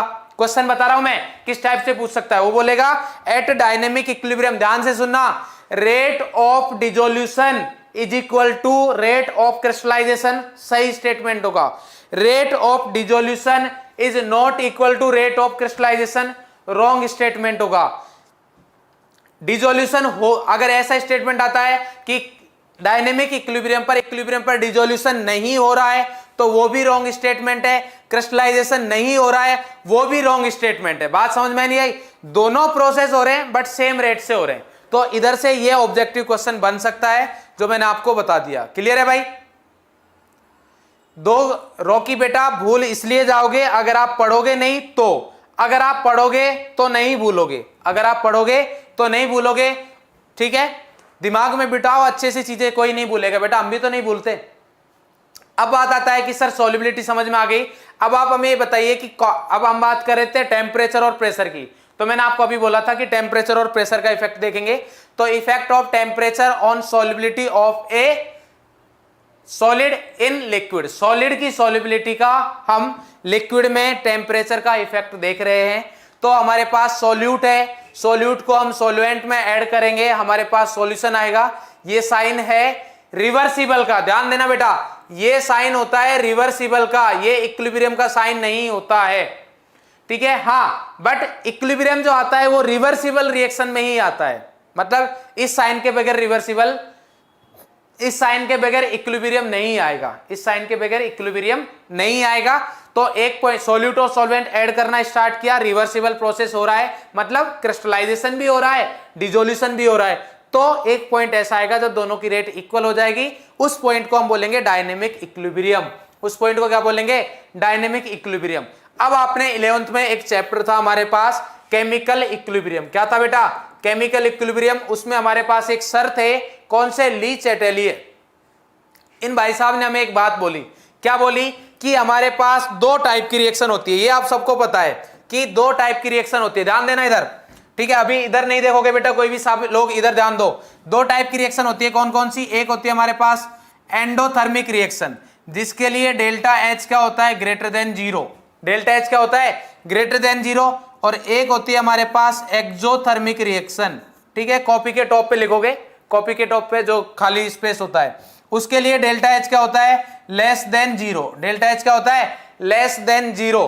तो एंडोथर्मिक प्रोसेस में हमारे पास अगर मैं टेम्परेचर को बढ़ाऊंगा तो रिएक्शन फॉरवर्ड जाएगी, ठीक है। ऐसा याद रख सकते हो, जिसके लिए पॉजिटिव है तो अगर टेम्परेचर को इंक्रीज कर रहे हो तो पॉजिटिव साइड जाएंगे, जिसके लिए डेल्टा एच पॉजिटिव है, जिसके लिए डेल्टा एच अगर पॉजिटिव है हमारे पास, क्या है बेटा? डेल्टा एच अगर पॉजिटिव है, उल्टा कर दिया ना, हाँ, तो डेल्टा एच अगर पॉजिटिव है तो मैं टेम्परेचर बढ़ा रहा हूं, रिएक्शन फॉरवर्ड जा रही है। एक्सोथर्मिक रिएक्शन है, अगर मैं टेम्परेचर डिक्रीज करूंगा, टेम्परेचर क्या करूंगा? डिक्रीज करूंगा, तब रिएक्शन फॉरवर्ड जाएगी। मतलब अगर डेल्टा एच नेगेटिव है तो उल्टा चलना पड़ेगा, और अगर डेल्टा एच पॉजिटिव है तो हम सीधा चलेंगे। तो इधर क्या आएगा? अगर मैं टेम्परेचर डिक्रीज करूंगा तो रिएक्शन फॉरवर्ड जाएगी। बात समझ में आई या नहीं आई? ठीक है। अब सर ये तो कहानी हमें समझ में आ गई आपकी, ये तो कहानी हमें समझ में आ गई, बट ये बताइए ये पढ़ाया क्यों है? तो बेटा ये इसलिए पढ़ाया है कि अगर मेरे पास प्रोसेस एंडोथर्मिक है, ये आप डायरेक्टली नहीं बता सकते, ये डिपेंड करेगा काफी सारे फैक्टर्स पे, ठीक है। तो अगर वो इफेक्ट पूछेगा आपको तो इसी टाइप से एक्सप्लेन करना होगा। तो अगर वो क्या बोलता है हमारे पास कि प्रोसेस हमारा एंडोथर्मिक है, ठीक है, तो ये हमारे पास रिएक्शन है इधर, कौन सी रिएक्शन है बेटा? ये रिएक्शन है हमारे पास इधर। तो ये रिएक्शन रिवर्सिबल रिएक्शन है। तो अगर मैं टेम्परेचर बढ़ाता हूं, किसके लिए देख रहा हूं बेटा? सबसे पहले मैं देख रहा हूं एंडोथर्मिक के लिए। तो अगर एंडोथर्मिक रिएक्शन है और मेरे को सॉल्युबिलिटी बढ़ानी है, मतलब सॉल्यूट ज्यादा ऐड होना चाहिए, तो रिएक्शन फॉरवर्ड जानी चाहिए। फॉरवर्ड के लिए मैं टेम्परेचर बढ़ाऊंगा। तो क्या दे रखा है? If dissolution process is endothermic, solubility increases with increase in temperature, क्योंकि डेल्टा एच क्या है? Greater than zero. मतलब ये कौन से टाइप की रिएक्शन हो गई मेरे पास? एंडोथर्मिक रिएक्शन हो गई। बात समझ में आई या नहीं आई? दूसरा हमारे पास है बेटा if dissolution process is exothermic. अगर डिसोल्यूशन प्रोसेस क्या है बेटा? एक्सोथर्मिक है हमारे पास, तो उस वाले केस में हम क्या करेंगे? Solubility decreases with increase in temperature. तो अगर टेम्परेचर में बढ़ाऊंगा सॉल्युबिलिटी डिक्रीज होगी, और अगर मैं टेम्परेचर कम करूंगा सॉल्युबिलिटी इंक्रीज होगी। किसके लिए? एक्सोथर्मिक डिसोल्यूशन के लिए। किसने बताया ये बताया बेटा ली चैटेलिए प्रिंसिपल। ली चैटेलिए सर बता के गए थे, तो उसके अकॉर्डिंग हमें बात माननी पड़ेगी। बोलो भाई, इतना क्लियर है? ये बात हो गई। अब कॉपी करते हुए चले। अब बात आती है हमारे पास इफेक्ट ऑफ प्रेशर। तो आपको बताया कि हमारे सिलेबस में मेनली जो भी सॉलिड पढ़ते हैं हम सारे के सारे इनकंप्रेसिबल सॉलिड पढ़ते हैं। कैसे पढ़ते हैं बेटा? इनकंप्रेसिबल सॉलिड पढ़ते हैं। तो जो हमारे पास इनकंप्रेसिबल सॉलिड है, तो अगर उसमें मैं प्रेशर लगाऊं, कम लगाऊं, ज्यादा लगाऊं, उससे कुछ फर्क नहीं पड़ेगा। इसलिए सॉलिड की ध्यान देना, ऐसा नहीं कि प्रेशर पे डिपेंड ही नहीं करेगा, प्रेशर पे सॉल्युबिलिटी डिपेंड करेगी, बट अगर मेरे पास सॉल्यूट कैसा है बेटा? सॉलिड है, तब प्रेशर पर डिपेंड नहीं करेगी। तब किस पर डिपेंड नहीं करेगी बेटा? प्रेशर पर डिपेंड नहीं करेगी। बात समझ में आ रही नहीं आ रही? तो there is no effect of pressure. क्यों? क्योंकि हमारे पास जो लिक्विड है और जो सॉलिड है उसको हम इनकंप्रेसिबल मानते हैं, इसलिए हम मान के चलते हैं कि हमारे पास प्रेशर का कोई इफेक्ट नहीं होगा सॉल्युबिलिटी पर। किसके लिए? साहिल बेटा सारे पॉइंट सही है, कोई प्रॉब्लम नहीं है, अगर आपको डाउट है तो पूछिए। ठीक है, बिल्कुल सही है। अगर एंडोथर्मिक प्रोसेस होता है तो हमें फॉरवर्ड जाने के लिए टेम्परेचर इंक्रीज करेंगे, और अगर एक्सोथर्मिक होता है तो फॉरवर्ड जाने के लिए टेम्परेचर डिक्रीज करेंगे, बैकवर्ड जाने के लिए टेम्परेचर इंक्रीज करेंगे। बोलो भाई, क्लियर है या नहीं है? ठीक है, तो ये हमारे पास सॉलिड की सॉल्युबिलिटी थी, किसमें? लिक्विड में। ये बहुत ज्यादा इंपॉर्टेंट नहीं थी। हमारे पास जो मेन आता है वो आता है बेटा किसकी? लिक्विड की सॉल्युबिलिटी, गैस की सॉल्युबिलिटी। किसकी आती है? गैस की सॉल्युबिलिटी। तो सबसे पहले हम देखते हैं कि गैस की सॉल्युबिलिटी, अगर मैं गैस को लिक्विड में डिसॉल्व करा रहा हूं, मतलब अब हमारे पास क्या हुआ बेटा? जो सॉल्यूट है, क्या है बेटा? सॉल्यूट जो है हमारे पास, ये क्या है? सॉल्यूट। जो सॉल्यूट है वो कैसा है? गैस है। और लिक्विड क्या है हमारे पास? ये है बेटा सॉल्वेंट। क्या है बेटा? ये हमारे पास हो गया सॉल्वेंट। इतना क्लियर है भाई दोस्तों? ये सॉल्वेंट हो गया, सॉल्यूट हो गया। तो अब बात करते हैं हम कि कौन कौन से फैक्टर पर डिपेंड करती है सॉल्युबिलिटी। कौन कौन से फैक्टर पर डिपेंड करती है सॉल्युबिलिटी? तो factors affecting solubility, nature of gas, मतलब क्या हो गया बेटा? ये नेचर ऑफ गैस को मैं क्या ऐसा बोल सकता हूं कि ये सॉल्यूट है? बोलो भाई, नेचर ऑफ गैस को क्या मैं बोल सकता हूं? सॉल्यूट है। नेचर ऑफ लिक्विड को क्या मैं बोल सकता हूं? सॉल्वेंट है। नेचर ऑफ लिक्विड को क्या मैं बोल सकता हूं? सॉल्वेंट है। और मैंने आपको बताया था कि लाइक डिजोल्व्स लाइक, तो सॉल्यूट और सॉल्वेंट पे तो डिपेंड करेगा ही, साथ ही साथ में क्या है हमारे पास? टेम्परेचर, और इधर प्रेशर पर भी डिपेंड करेगा। क्यों? इधर प्रेशर पर भी डिपेंड करेगा। क्यों? क्योंकि हमारे पास जो गैसेज होती है वो क्या होती है बेटा? कंप्रेसिबल, मतलब उसका वॉल्यूम को हम क्या कर सकते हैं? अगर मैं प्रेशर बढ़ाऊंगा तो गैस का वॉल्यूम क्या हो जाएगा? डिक्रीज हो जाएगा। गैस को कंप्रेस कर सकते हैं हम, ठीक है, बट सॉलिड और लिक्विड को नहीं कर सकते थे। इस वजह से बेटा हमारे पास सॉल्युबिलिटी टेम्परेचर प्रेशर पर डिपेंड नहीं करती थी। किसकी? सॉलिड की। बात समझ में आ रही है नहीं आ रही? बोलो भाई। अरे क्लियर है भाई? ठीक है, तो इतना ये शायद कॉपी कर लिया होगा, इसमें ज्यादा नहीं था। अब हमारे पास सबसे इंपॉर्टेंट आज का टॉपिक आता है हेनरीज लॉ। क्या आता है बेटा? Henry's law. तो इफेक्ट ऑफ प्रेशर को जो बताता है वो हमारे पास एक साइंटिस्ट थे, हेनरी। क्या थे बेटा? हेनरी। ठीक है, तो हेनरी साइंटिस्ट थे। इफेक्ट ऑफ प्रेशर, उसने इफेक्ट प्रेशर का इफेक्ट बताया। तो क्या दे रखा है हमारे पास? देखो, ये हमारे पास पिस्टन है। पिस्टन ये कैसा है हमारे पास? पिस्टन ऐसा है जो हमारे पास फ्रिक्शन लेस है, ठीक है, मतलब इसका मोशन हो सकता है। ये जो आपको ब्लैक ब्लैक डॉट दिख रहे हैं ये हमारे पास गैस है, और ये बाकी क्या है हमारे पास? सॉल्वेंट है। बाकी क्या है हमारे पास? सॉल्वेंट है, ठीक है। तो इधर हमारे पास प्रेशर क्या है? कम है। इधर प्रेशर क्या है? लो प्रेशर है। मैं लिख देता हूं इधर, ये हमारे पास लो प्रेशर है। इधर मैंने वेट ज्यादा बढ़ा दिया। अगर मैं वेट ज्यादा बढ़ाऊंगा तो मेरे पास प्रेशर क्या हो जाएगा? इंक्रीज हो जाएगा। सर ऐसा क्यों हो रहा है? तो बेटा आप मैथ्स में, सॉरी फिजिक्स में पढ़ चुके हो, फोर्स अपॉन एरिया को क्या बोलते हैं हम? फोर्स अपॉन एरिया को क्या बोलते हैं? प्रेशर। तो इधर से अगर वेट बढ़ रहा है मतलब फोर्स बढ़ रहा है, एरिया मैंने सेम ही लिया है, तो इसलिए हमारे पास प्रेशर क्या हो जाएगा? इंक्रीज। तो इधर प्रेशर क्या है मेरे पास? हाई प्रेशर है। इधर प्रेशर क्या है? हाई प्रेशर है। तो हेनरी ने बताया कि ये मेरे पास, ध्यान देना, अच्छे से सुनना बेटा, हेनरी ने क्या बताया था? उसने बोला कि ये जो हमारे पास लिक्विड सॉल्वेंट है या लिक्विड सॉल्यूशन है या फिर लिक्विड फेज है, लिक्विड फेज मतलब नीचे, इसमें हम जिस भी गैस को डिसॉल्व करेंगे, ध्यान से सुनना, अभी कुछ डायग्राम वगैरह नहीं बनाओगे। क्या बोल रहा हूं मैं? जिस भी गैस को डिसॉल्व कर रहे हो, जिस गैस को हमें सॉल्यूशन में डिसॉल्व करना है, उस गैस का प्रेशर जितना ज्यादा होगा उतनी ही सॉल्युबिलिटी ज्यादा होगी। क्या बोला मैंने? जिस गैस का प्रेशर जितना ज्यादा होगा उतनी ही ज्यादा सॉल्युबिलिटी होगी। अब ध्यान देना, उतनी ही ज्यादा सॉल्युबिलिटी होगी कहां? लिक्विड में। और प्रेशर ज्यादा कहां होगा? बाहर। प्रेशर ज्यादा कहां होगा? बाहर। बात समझ में आ रही है नहीं आ रही? अब ध्यान देना, मैंने इधर एक दो पॉइंट बोले थे। मैंने बोला कि अगर मान लो मेरे पास दो गैस है या तीन गैस है, मैंने लिया गैस ए, ध्यान देना बेटा सभी, एक है मेरे पास गैस ए, एक है मेरे पास गैस बी, और एक है मेरे पास गैस सी। बात समझ में आ रही नहीं आ रही? और इसको मेरे को किस में डिसॉल्व करना है? ये मेरे पास इधर एक कंटेनर है, ठीक है, और इस कंटेनर में मैंने कोई सॉल्वेंट ले लिया। ये मेरे पास कोई सॉल्वेंट है, लिक्विड सॉल्वेंट, ठीक है, इसमें मेरे को डिसॉल्व करना है। इनिशियल में मेरे पास जो प्रेशर था, ठीक है, इनिशियल में मेरे पास जो प्रेशर था वो मान लिया P टोटल, टोटल P की बात कर रहा हूं, ध्यान से देखना बेटा, इधर ध्यान दो। P टोटल मेरे पास कितना है, P टोटल माना मैंने, मान लो 6 ATM। P टोटल कितना माना मैंने, 6 ATM मान लिया, ठीक है, जिसमें से हमारे पास PA की अगर बात करूं तो 2, PB की अगर बात करूं तो वो भी 2 है, तो PC भी बात करेंगे वो भी कितना हो जाएगा 2।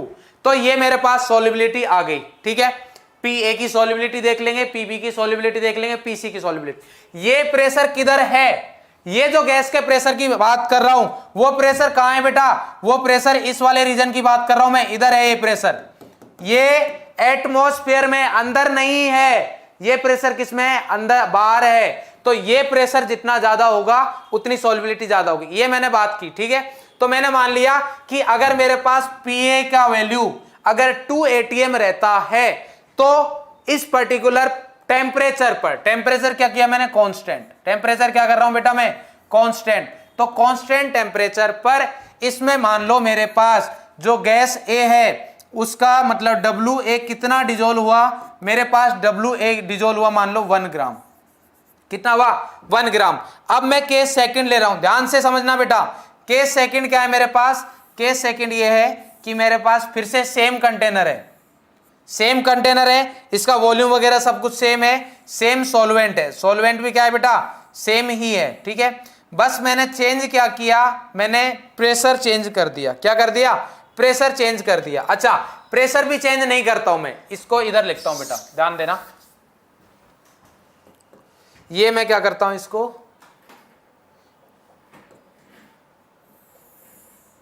इधर ध्यान देना, जो दे रखा था उधर ही वही लिख रहा हूं, PA is equal to PB is equal to PC is equal to 2 ATM, ठीक है, ये केस 1 था।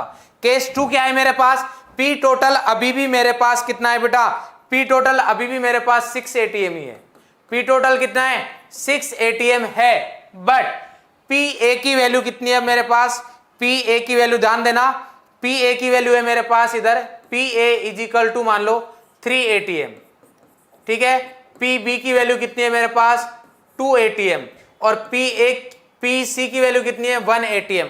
तो मेरा क्वेश्चन ये है कि क्या इधर भी गैस A की सॉल्युबिलिटी 1 ग्राम ही होगी, ध्यान से सुनना क्या बोल रहा हूं मैं, क्या इधर भी इस गैस की सॉल्युबिलिटी 1 ग्राम ही होगी क्या, इसका आंसर बताओ बेटा, इसका आंसर बताओ जल्दी से।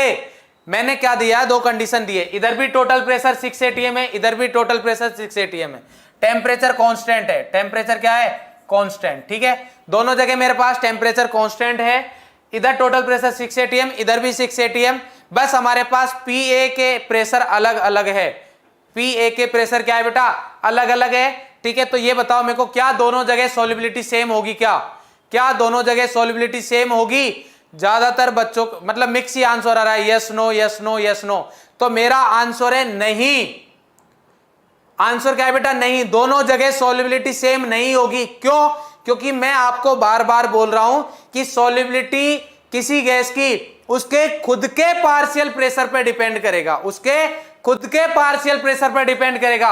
इधर PA की वैल्यू थी मेरे पास 2 ATM, इधर मेरे पास PA की वैल्यू कितनी है मेरे पास 3 ATM, तो PA की वैल्यू चेंज हो चुकी है, इसका मतलब अगर मेरे पास WA इधर 1 ग्राम है और इधर WA मेरे पास क्या होगा बेटा, ग्रेटर देन 1 ग्राम होगा। ये किसकी बात कर रहा हूं मैं, सॉल्यूशन के अंदर, ये जो डिजोल्व हो रहा है वो किसके अंदर हो रहा है, सॉल्यूशन के अंदर। तो ध्यान देना बेटा, जो मैं डिजोल्व की बात कर रहा हूं वो सॉल्यूशन के अंदर की बात कर रहा हूं, और जो मैं पार्शियल प्रेशर की बात कर रहा हूं वो सॉल्यूशन के बाहर की बात कर रहा हूं, एटमॉस्फेयर की बात कर रहा हूं। बात समझ में आ रही है? तो अब हम देखते हैं कि हमारे पास स्टेटमेंट क्या बोलता है। तो बोल रहा है effect of pressure on the solubility of a gas, ये हमारे पास डायग्राम है। तो मैंने ये बोला आपको कि इधर लो प्रेशर है, इधर हाई प्रेशर है, तो अगर मैं सॉल्युबिलिटी की बात करूंगा, किसकी बात करूंगा बेटा, सॉल्युबिलिटी की बात करूंगा, तो हेनरी लॉ के अकॉर्डिंग अगर इसमें सॉल्युबिलिटी x1 है, इसमें सॉल्युबिलिटी x2 है, तो मेरे पास x1 की वैल्यू कम होगी x2 से, x1 की वैल्यू क्या होगी, x2 से कम होगी। क्यों होगी?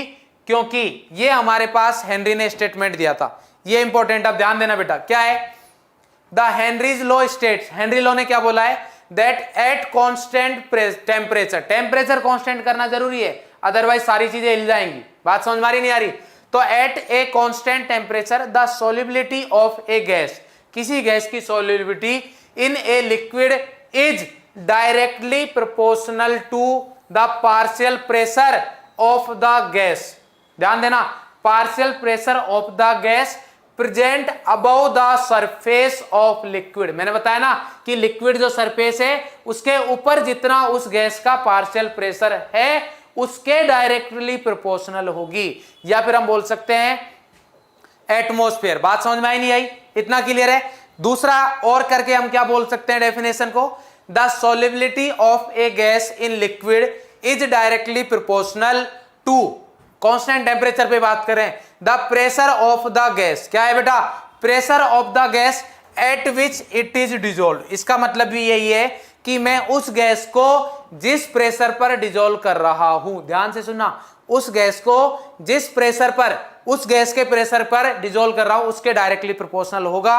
मतलब अब सिंपल लैंग्वेज में मैं लिखना चाहूं तो बोल सकता हूं the partial pressure of the gas in vapour phase, मतलब लिक्विड के ऊपर जो क्या बोल रखा है मैंने, P is proportional to the mole fraction of the gas. Mole fraction को जनरली हम किससे डिनोट करते हैं?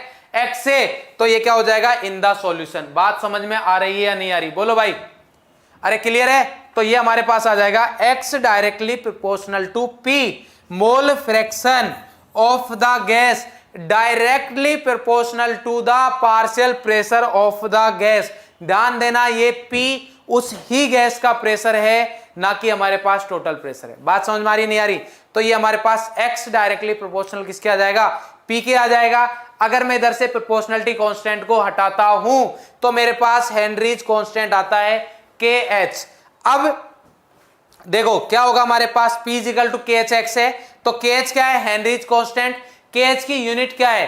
तो आपको पता है P की यूनिट क्या है हमारे पास? प्रेशर के इक्वल होगी। P की यूनिट क्या होगी? प्रेशर के इक्वल, क्योंकि P क्या है हमारे पास? प्रेशर है। और X क्या है हमारे पास? X तो हमारे पास मोल फ्रैक्शन है। X क्या है हमारे पास? Mole fraction. ये तो क्या है बेटा? यूनिटलेस।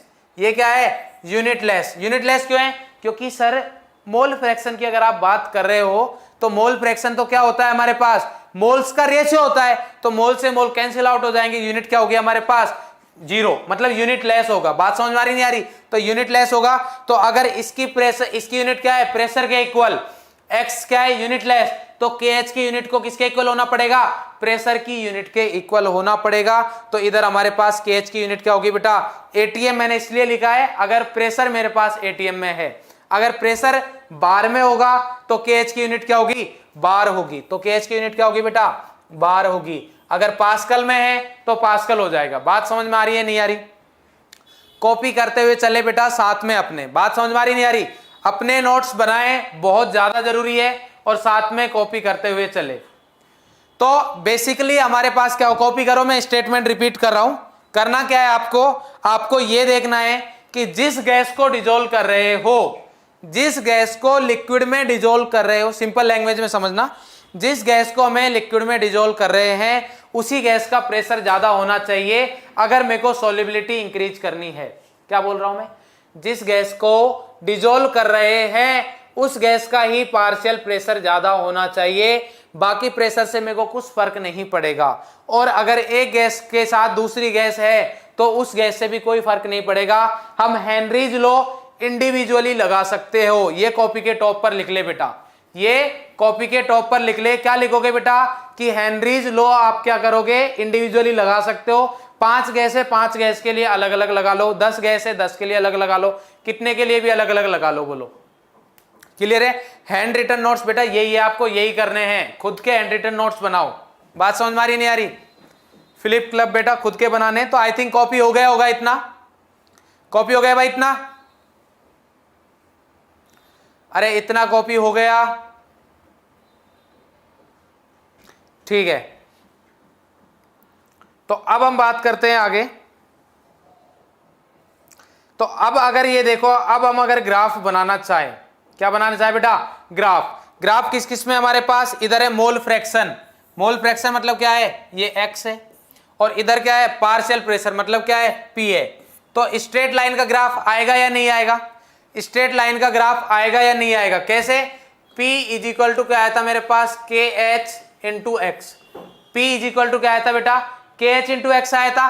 तो अगर मैं इधर से ये क्या हो गया, P Y is equal to MX वाला ग्राफ बनेगा या नहीं बनेगा, Y is equal to MX वाला ग्राफ बनेगा।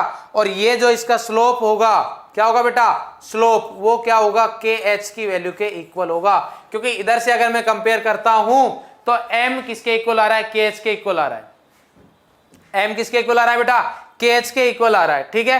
तो अब जैसे जैसे आप देखो, ये मेरे पास प्रेशर इधर मैंने क्या किया 500 ATM, मान लो अगर 80 टोर में इधर, तो टोर में दे रखा है, तो अगर 500 टोर किया मैंने तो मेरे पास सॉल्युबिलिटी देखो इतनी है। अब अगर मैंने 1000 टोर कर दिया तो सॉल्युबिलिटी और ज्यादा इंक्रीज हो गई, मोल फ्रैक्शन मेरे पास 0.01 था, अभी कितना हो गया 0.020 हो गया है, डायरेक्टली प्रोपोर्शनल है। अब ये तो बात हो गई कि सर ग्राफ की, किसकी बात हो गई, ग्राफ की। अब हमारे पास सर ये जो KH आप लेके आए हो, जो KH मतलब हेनरी भाई साहब जो हमें छोड़ के गए थे KH, उसमें क्या पंगा है, उसमें क्या पंगा है, मतलब वो किस किस फैक्टर पे डिपेंड करता है, क्या वो बताता है, ठीक है। तो अच्छा आप ये बताइए मेरे को कि अगर मेरे पास एक गैस है, कोई भी गैस A फिक्स कर रहा हूं मैं, मान लो गैस A के लिए बात कर रहा हूं, ध्यान देना बेटा, ये मेरे पास गैस A है, ठीक है। गैस A किसी भी पर्टिकुलर गैस के लिए, ध्यान से देखना, कॉपी बाद में करना वो है ना, किसी भी पर्टिकुलर गैस के लिए KH की वैल्यू कांस्टेंट होती है एट पर्टिकुलर टेम्परेचर, ठीक है। तो इसके लिए गैस A है, ठीक है, एक टेम्परेचर है मेरे पास T1, एक टेम्परेचर है T2, एक टेम्परेचर क्या है T1 है, एक टेम्परेचर क्या है T2 है, और P मेरे पास क्या रखना है, मेरे को कांस्टेंट रखना है, P क्या रखना है, कांस्टेंट, P मैंने रखा कांस्टेंट। तो अब हमें पता है कि P इज इक्वल टू क्या होता है, KH इंटू एक्स होता है, P क्या होता है, KH इंटू एक्स होता है, बोलो भाई इतना क्लियर है। अब क्या करना है हमें यह बताना है कि T1 और T2 पर सॉल्युबिलिटी में क्या फर्क पड़ेगा। तो अगर मैं टेम्परेचर इंक्रीज करता हूं, तो सबसे पहले तो ये ध्यान देना, टेम्परेचर अगर मैं इंक्रीज करता हूं तो देखो इधर क्या होगा हमारे पास, डिफरेंट गैसेज, ध्यान देना बेटा, KH increases as temperature increases. तो मतलब अगर मैं टेम्परेचर इंक्रीज करूंगा तो KH की वैल्यू क्या होगी, इंक्रीज होगी। अगर मैंने KH की वैल्यू इंक्रीज, टेम्परेचर अगर इंक्रीज करता हूं तो KH की वैल्यू क्या होगी, इंक्रीज होगी। मतलब मैं केस लेके चल रहा हूं कि T1 is greater than T2, तो अगर T1 is greater than T2 है तो गैस मेरे पास सेम है, टेम्परेचर बढ़ने के साथ KH की वैल्यू बढ़ेगी, तो क्या मैं ये बोल सकता हूं KH1 is greater than KH2, बोलो भाई KH1 is greater than KH2, ये बोल सकता हूं क्या, बोलो भाई इतना क्लियर है, ठीक है। अगर KH1 is greater than KH2 बोल सकता हूं, ये वाली चीज क्या है मेरे पास, कांस्टेंट है। तो अब मेरे को बताओ X जो कि मोल फ्रैक्शन है वो किसका ज्यादा होगा, X2 ज्यादा होगा या X1 ज्यादा होगा। लेफ्ट हैंड साइड कांस्टेंट रखनी है, जल्दी से कमेंट बॉक्स में बताए X2 और X1 किसकी वैल्यू ज्यादा होगी, X2 और X1 किसकी वैल्यू ज्यादा होगी, जल्दी से बताए बेटा, X2 और X1 किसकी वैल्यू ज्यादा होगी, जल्दी से कमेंट बॉक्स में बताए।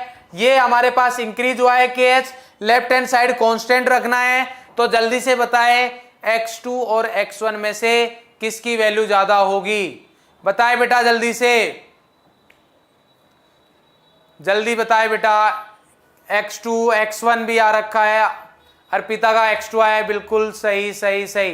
तो बेटा जिनका X2 आया है वो सही है, जिनका X1 आ रहा है वो रॉन्ग है। क्यों है ऐसा, देखो X2 आ रहा है मैक्सिमम बच्चों का, क्यों, क्योंकि बेटा ये मेरे को कांस्टेंट रखना है। मान लो मैंने ये रखा 10, एक नंबर ले लिया मैंने 10 इज इक्वल टू KH की वैल्यू क्या रखनी है, फर्स्ट केस के लिए, केस फर्स्ट है, केस फर्स्ट के लिए KH की वैल्यू ली मैंने, मान लो कितनी ली 5, तो X की वैल्यू कितनी होगी मेरे पास, X की वैल्यू हो गई 2, X की वैल्यू कितनी हो गई 2। अब अगर मैं केस 2 लेता हूं तो केस 2 में भी लेफ्ट हैंड साइड तो क्या है मेरे पास सेम ही है, बट KH की वैल्यू क्या हुई है, केस 2 में डिक्रीज हुई है। डिक्रीज मतलब मैं बोल देता हूं कि ये कितना हो गया मेरे पास, मान लो 2 है, ऐसे ही बता रहा हूं। तो KH की वैल्यू कितनी है, सॉरी KH की वैल्यू कितनी है 2 है, तो X की वैल्यू कितनी होगी 5, क्योंकि तभी तो ये इक्वल होगा, क्योंकि ये तो मैंने कांस्टेंट रख रखा है ना, तो इसका मतलब X2 की वैल्यू क्या होगी, इंक्रीज होगी, सॉरी X2 की वैल्यू क्या होगी, अगर टेम्परेचर ज्यादा है तो सॉल्युबिलिटी डिक्रीज होगी। क्या बोल रहा हूं मैं, अगर टेम्परेचर ज्यादा है तो मेरे पास सॉल्युबिलिटी क्या होगी, डिक्रीज होगी। तो x1 is less than x2 ये लिख लेना। मतलब अगर मैं टेम्परेचर इंक्रीज करूंगा तो सॉल्युबिलिटी क्या होगी, डिक्रीज होगी। सॉल्युबिलिटी क्या होगी, डिक्रीज होगी। बात समझ में आ रही है नहीं आ रही, बोलो भाई। किसी पर्टिकुलर गैस के लिए अगर मैं टेम्परेचर इंक्रीज करता हूं तो उसकी सॉल्युबिलिटी इंक्रीज नहीं होगी, सॉल्युबिलिटी क्या होगी, डिक्रीज होगी। बात समझ में आई या नहीं आई, बहुत ज्यादा इंपॉर्टेंट बात है बेटा ये, ठीक है। तो ये समझ में आ गया होगा। अब हम बात करते हैं इधर, तो क्या बोल रहे थे हम कि different gases have different values of KH, ठीक है। किसी भी गैस के लिए, हर गैस के लिए KH की वैल्यू अलग अलग होती है। हाँ, एक गैस के लिए KH की वैल्यू फिक्स होती है, बट अगर टेम्परेचर सेम है, अगर मैं टेम्परेचर को वेरी करता हूं तो since KH depends on temperature तो KH की वैल्यू भी क्या होगी, चेंज होगी। Higher the value of KH, जो मैंने अभी पॉइंट बताया बहुत ज्यादा इंपॉर्टेंट है बेटा, higher the value of KH, higher the value of KH lesser is the solubility, lesser is the solubility. Condition ये कि हमारे पास प्रेशर क्या रखना है, कांस्टेंट रखना है। प्रेशर क्या रखना है, कांस्टेंट रखना है। इसी का एक क्वेश्चन कराऊंगा आगे, तब आप बताओगे खुद से। बात समझ में आ रही नहीं आ रही, तब देखता हूं कितने लोगों को समझ में आया है और कितने को नहीं आया। Higher the value of KH, KH की वैल्यू जितनी ज्यादा इंक्रीज होगी, अगर प्रेशर में कांस्टेंट रखता हूं तो सॉल्युबिलिटी उतनी कम होगी, क्योंकि x कंपोनेंट को कम होना पड़ेगा, और x है वही तो हमें क्या बता रहा है, सॉल्युबिलिटी को बता रहा है। बोलो भाई, क्लियर है। इसके बाद आता है हमारे पास नेक्स्ट है, तो अब देखिए इधर ये है, ये टेबल याद करने की जरूरत नहीं है, पहले से बता रहा हूं, ऐसा नहीं कि याद करने बैठ जाए। ये टेबल याद करने की जरूरत नहीं है, टेबल याद नहीं करना है, सिर्फ समझने के लिए है। क्रॉस लगा रहा हूं मैं इधर, ये क्रॉस है बेटा, ठीक है। याद नहीं करना है, समझो इस चीज को क्या है। इट कैन बी, मतलब इसमें बता सकते हैं हम कि हमारे पास N2 और O2 के लिए देखें, N2 और O2 के लिए सबसे पहले N2 के लिए देखते हैं। टेम्परेचर दे रखा है 293 और टेम्परेचर 303, तो इधर KH की वैल्यू कितनी है, 76, और इधर कितनी हो गई, 88। मतलब टेम्परेचर जैसे जैसे बढ़ा है KH की वैल्यू क्या हुई है, बढ़ी है। सेम हमारे पास O2 के लिए भी क्या हो रहा है, जैसे जैसे टेम्परेचर बढ़ा रहा हूं वैसे वैसे सॉल्युबिलिटी क्या हो रही है, मतलब KH की वैल्यू क्या हो रही है, मेरे पास बढ़ रही है। 293 से 303 हुआ तो इधर 34 से 46 हो गया। बात समझ में आ रही नहीं आ रही, तो KH जैसे जैसे बढ़ेगा वैसे वैसे सॉल्युबिलिटी कम होगी। बात समझ में आ रही नहीं आ रही, तो मतलब जितना कम टेम्परेचर होगा उतनी सॉल्युबिलिटी ज्यादा होगी गैसेज की। इसीलिए अगर आपको पता हो तो जो मतलब ऐसे एनिमल्स होते हैं जो वाटर में रहते हैं, ऐसे एनिमल्स होते हैं जो वाटर में रहते हैं, तो वो सरफेस में नीचे की साइड ज्यादा रहते हैं। क्यों, क्योंकि उधर टेम्परेचर कम होता है। ध्यान देना, बैक साइड में एक्सरसाइज में दे रखा है क्वेश्चन, उधर टेम्परेचर क्या होता है, कम होता है। और अगर टेम्परेचर कम होगा तो लिक्विड में मतलब H2O में O2 की क्वांटिटी ज्यादा होगी और O2 उनको चाहिए, O2 उनको चाहिए। बात समझ में आ रही है नहीं आ रही, इसके लिए हमारे पास वो नीचे रहना पसंद करते हैं। क्यों, क्योंकि उधर टेम्परेचर कम होता है, O2 की सॉल्युबिलिटी ज्यादा होती है। ये कॉपी करना नहीं था, ठीक है, सिंपल समझाने के लिए था, तो इसके लिए टाइम देने की जरूरत नहीं है। ये क्वेश्चन सॉल्व करो सभी लोग, क्वेश्चन सॉल्व करें बेटा। More dissolve oxygen is found in, सबसे ज्यादा O2 की डिजोल्यूशन कहां होगी, बॉइलिंग वाटर। बॉइलिंग वाटर का आपको पता है टेम्परेचर कितना होता है, water of 4 degree centigrade, water of 80 degree centigrade and polluted water. Polluted water मतलब नॉर्मल टेम्परेचर की बात करेंगे हम, मतलब रूम टेम्परेचर बोल सकते हैं। क्या बोल सकते हैं, रूम टेम्परेचर, मतलब 25 डिग्री सेंटीग्रेड बोल सकते हो, बोलना चाहो तो, ठीक है। करिए भाई ये जल्दी से, इसका आंसर क्या होगा, more dissolve oxygen is found in, सबसे ज्यादा ऑक्सीजन डिजोल्व कब होगा, गैस की डिजोल्यूशन सबसे ज्यादा कब होता है, गैस का डिजोल्यूशन टेम्परेचर ज्यादा होने पर ज्यादा होता है या कम होने पर ज्यादा होता है। बोलो भाई, A for Agra, B for Bombay, C for Chennai और D फॉर दिल्ली। ठीक है भाई, बताओ जल्दी से, B B B B B B B Bombay आ रहा है आंसर। सौम्य रॉय बेटा क्लास पर ध्यान दे, क्लास में ध्यान दे, फिर से क्वेश्चन बोल रहा हूं मैं आपके लिए। क्वेश्चन ये है बेटा कि हमें O2 की सॉल्युबिलिटी बतानी है कि ये 4 कंडीशन दे रखी है वाटर की, उसमें O2 सबसे ज्यादा डिजोल्व किस में रहेगा या O2 की सॉल्युबिलिटी सबसे ज्यादा किस में रहेगी। कांची बिल्कुल सही है बेटा, एट लोअर टेम्परेचर आपका आंसर आया है। Unknown when temperature is less, BOB। Tauseef, Rehan, Harshit सबका सही है। स्नेहा बॉम्बे बिल्कुल सही। गौरव यादव बेटा आप आगरा से लग रहे हो मेरे को, इसलिए आगरा की साइड जा रहे हो, ऐसा नहीं है। आगरा में बहुत मतलब आगरा साइड नहीं जाना है अभी, ठीक है। आगरा साइड नहीं जाना है बेटा, आगरा के पेड़े बाद में खाना, अभी थोड़ा इधर आना। D फॉर दबंग और G फॉर जीरो। जय कुमार, D फॉर दबंग और Z फॉर जीरो भी होता है बेटा, तो जीरो मिलेगा आपको, ठीक है। बॉम्बे आंसर है, बिल्कुल सही है। अब जीरो भाई, जितनी टेम्परेचर कम सॉल्युबिलिटी ज्यादा। ये क्वेश्चन भी मेंस 2022 थर्ड अटेम्प्ट मतलब जुलाई अभी जो हुआ है उसी में आया हुआ है। तो आप समझ सकते हो एनसीईआरटी के क्वेश्चन है जो आप ओनली एनसीईआरटी पढ़ के कर रहे हो और एनसीईआरटी के ही है। एनसीईआरटी में लाइन से उठाए हुए हैं। बात समझ में आ रही नहीं आ रही। तारक मेहता के कुछ फेवरेट लग रहे हैं इधर जो B फॉर बबीता बोल रहे हैं। बात समझ में आ रही नहीं आ रही बेटा। तो नेक्स्ट क्वेश्चन करें अब। इसका आंसर इजी है, लो टेम्परेचर सॉल्युबिलिटी ज्यादा। नेक्स्ट क्वेश्चन है हमारे पास, if N2 gas is bubble through water at 293 Kelvin, how many millimoles of N2 gas would be dissolved in 1 liter of water? Assume that N2 exerts partial pressure of 0.987 bar. N2 gas का partial pressure बता रखा है उसने। Given that Henry's law constant for N2 at 293 is 736.48 किलोबार। Question solve करना start करें। Question solve करना start करें बेटा। यूनिट्स का ध्यान देंगे, जल्दी से क्वेश्चन सॉल्व करें। मैं तब तक डेटा लिखता हूं।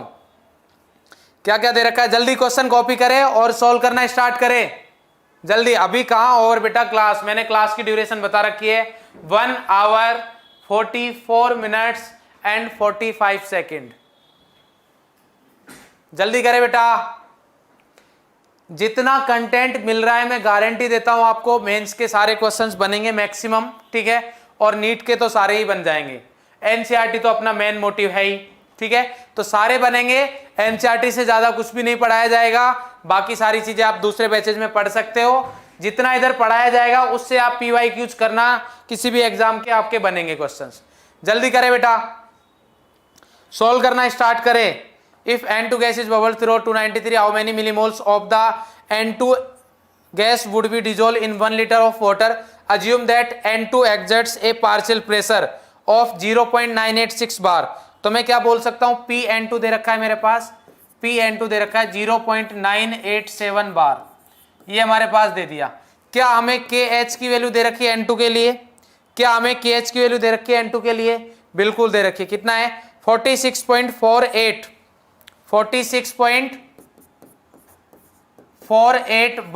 किलो बार है, तो यूनिट सेम रखेंगे, तो इसको हम कर लेंगे 46480 बार। ये आ गया हमारे पास किसकी यूनिट बेटा, मतलब KH की वैल्यू आ गई। अब हमें क्या फाइंड करना है, हमें फाइंड करना है कि N2 कितना डिजोल्व हो रहा है।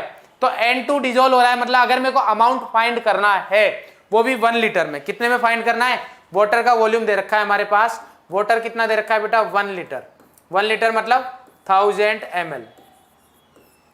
अगर डेंसिटी में 1 ग्राम पर ml बोलूं, डेंसिटी कितनी बोले बेटा, 1 ग्राम पर ml, तो इसका मतलब आप बोल सकते हो कि 1000 ग्राम वाटर में मेरे को इसका बताना है कि N2 कितना डिजोल्व हुआ है। 0.716 आ रहा है, किसी का 76.48 आ रहा है। चलिए देखते हैं हम, काफी बच्चों के आ रहे हैं आंसर। तो सोल्व करना स्टार्ट करता हूं बेटा। अब तो P इज इक्वल टू क्या लगाएंगे हम, P is equal to KH into x लगाया। ध्यान रखना P किसका होना चाहिए, N2 का होना चाहिए, तो N2 का ही दे रखा है, कोई प्रॉब्लम नहीं है।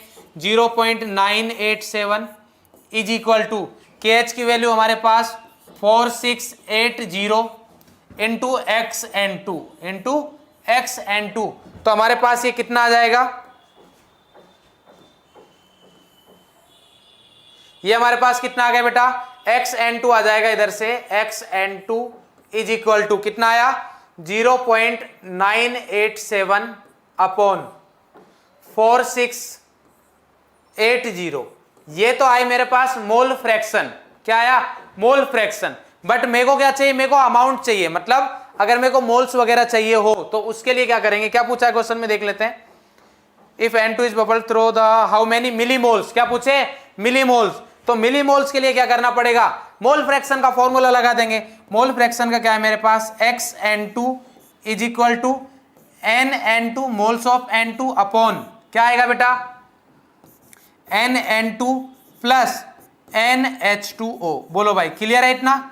NH2O क्या आप फाइंड कर सकते हो, NH2O क्या आप फाइंड कर सकते हो, बिल्कुल कर सकते हैं सर। अगर मैं इधर से NH2O फाइंड करता हूं तो वो हमारे पास कितना आएगा, इधर से NH2O आ जाएगा, NH2O is equal to mass है 1000, मोलर मास है हमारे पास 18, तो ये आ गया 1000 अपॉन 18, तो ये वैल्यू रख देंगे। xN2 is equal to, xN2 की वैल्यू जो दे रखी है वो रख देते हैं, कितना है 0.987 divided by 4680 is equal to nN2 find करना है मेरे को। इस वाले नंबर को नेग्लेक्ट मान सकते हो क्योंकि आप देखोगे इधर ये आएगा 55.5, ये आएगा 55.56 बोल सकते हो, और ये नंबर बहुत ज्यादा छोटा है तो इसलिए इसको नेग्लेक्ट मान सकते हो। मतलब मैं क्या बोल सकता हूं इधर nN2 plus NH2O almost equal to NH2O। बोलो भाई ये कर सकते हैं हम, क्लियर है। तो ये हो गया हमारे पास। KH की वैल्यू चेक करें, KH की वैल्यू इतनी तो है बेटा, KH की वैल्यू इतनी नहीं है क्या, एक सेकंड, अच्छा सॉरी 76.48 है, 76.48 है, तो 7 कर देते हैं हम, 7648 है क्या, 76.48, तो 7648 ये आ गया हमारे पास 7648। इधर से सॉल्व करेंगे तो इधर भी बस 7648 ये आ गया बेटा। तो इसको हम NH2 लिख देंगे, इधर से हम कैलकुलेट करेंगे तो nN2 कैलकुलेट कर लेंगे हम। क्या कैलकुलेट कर लेंगे बेटा, nN2। ध्यान रखना ये मोल्स आएंगे, क्या आएंगे मोल्स। बट मेरे पास क्या पूछा है, मेरे को पूछा है उसने, अभी तो कुछ गलत नहीं लिख दिया, अच्छा इधर भी गलत लिखा हुआ है ना, 76.48 किलो बार है, तो ये हो जाएगा 480, ठीक है। ये तो आप कर सकते हो, बहुत अच्छे बेटा जिसने बताया, ठीक है। 76480 आ गया हमारे पास। अब इसमें करना क्या, हमें nN2 निकलेंगे। ध्यान देना इधर मोल्स आएंगे, क्या आएंगे बेटा मोल्स आएंगे। तो मोल्स को अगर मैं मिली मोल्स में कन्वर्ट करूंगा तो मैं आपको आंसर बता देता हूं, ये हमारे पास आएंगे इधर से nN2 जो हमारे पास आएगा मिली मोल्स में, किसमें बेटा मिली मोल्स में, वो कैलकुलेट करने पर कितना आएगा 0.7, कितना आएगा बेटा 0.7। तो जल्दी से ये कॉपी कर लो, जल्दी से कॉपी करो। क्या करना है बेटा, कुछ भी नहीं करना था, क्वेश्चन में हमारे पास दे रखा था जो डेटा, उसके अकॉर्डिंग हमने मोल फ्रैक्शन निकाल लिए। हेनरीज लॉ लगा के सिंपल क्या कर लिया, मोल फ्रैक्शन कैलकुलेट कर लिया। मोल फ्रैक्शन कैलकुलेट करने के बाद हमने क्या किया कि सर मोल फ्रैक्शन N2 का आ गया है, सॉल्वेंट H2 है, उसके मोल्स हम बता सकते हैं, तो सॉल्वेंट के मोल्स आ गए, मोल फ्रैक्शन आ गया N2 का, तो मोल फ्रैक्शन का फॉर्मूला लगाएंगे और हमारे पास आंसर आ जाएगा। बात समझ में नहीं आई तो आई थिंक कॉपी हो गया होगा बेटा, ठीक है। ध्यान देना मिलीमोल्स पूछे तो मिलीमोल्स ही निकाल के आएंगे, ठीक है। चलिए इसके बाद अगर हम नेक्स्ट बात करें तो नेक्स्ट हमारे पास effect of temperature on solubility, तो ये हम पढ़ चुके हैं वैसे तो। Solubility of gases decreases, solubility of gases decrease with increase in temperature, तो जैसे जैसे टेम्परेचर इंक्रीज करोगे सॉल्युबिलिटी डिक्रीज होगी। क्यों, क्योंकि as dissolution of gases in liquid is exothermic process. कैसा है, एक्सोथर्मिक प्रोसेस है। तो जो हमने सॉलिड्स के लिए पढ़ा था, याद है अभी क्या पढ़ा था सॉलिड के लिए, कि अगर प्रोसेस एक्सोथर्मिक होता है, प्रोसेस एक्सोथर्मिक होता है, तो उस वाले केस में हम क्या करेंगे, उस वाले केस में हम क्या करेंगे, अगर एक्सोथर्मिक प्रोसेस है टेम्परेचर इंक्रीज होगा तो रिएक्शन बैकवर्ड जाएगी। अगर मेरे को फॉरवर्ड में लेके जाना है तो टेम्परेचर को इंक्रीज नहीं डिक्रीज करना पड़ेगा। कुछ बच्चे ये आई थिंक समझ में आ गया होगा, सेम वही है जो हम पहले डिस्कस कर चुके हैं। कुछ बच्चे बोल रहे हैं इधर NN2 को नेग्लेक्ट क्यों किया? बेटा नेग्लेक्ट इसलिए किया है क्योंकि ये जो नंबर है देखो इधर कितना है 0.987, इसको मैं 76480 से डिवाइड करूंगा तो 55.5 में इधर जो भी ऐड करोगे वो 0 के ऑलमोस्ट ही रहेगा, मतलब इस वाले नंबर में ज्यादा कुछ चेंज नहीं आएगा, इसलिए मैंने इधर नेग्लेक्ट किया है उसको। अगर आपको नेग्लेक्ट नहीं करना है ना करे, आपकी चॉइस है, ठीक है भाई। नेक्स्ट बात करते हैं अब हम, नेक्स्ट क्या हमारे पास, ये इफेक्ट हो गया हमारे पास। इसके बाद नेक्स्ट आता है हमारे पास एप्लीकेशन ऑफ हेनरीज लॉ, ठीक है।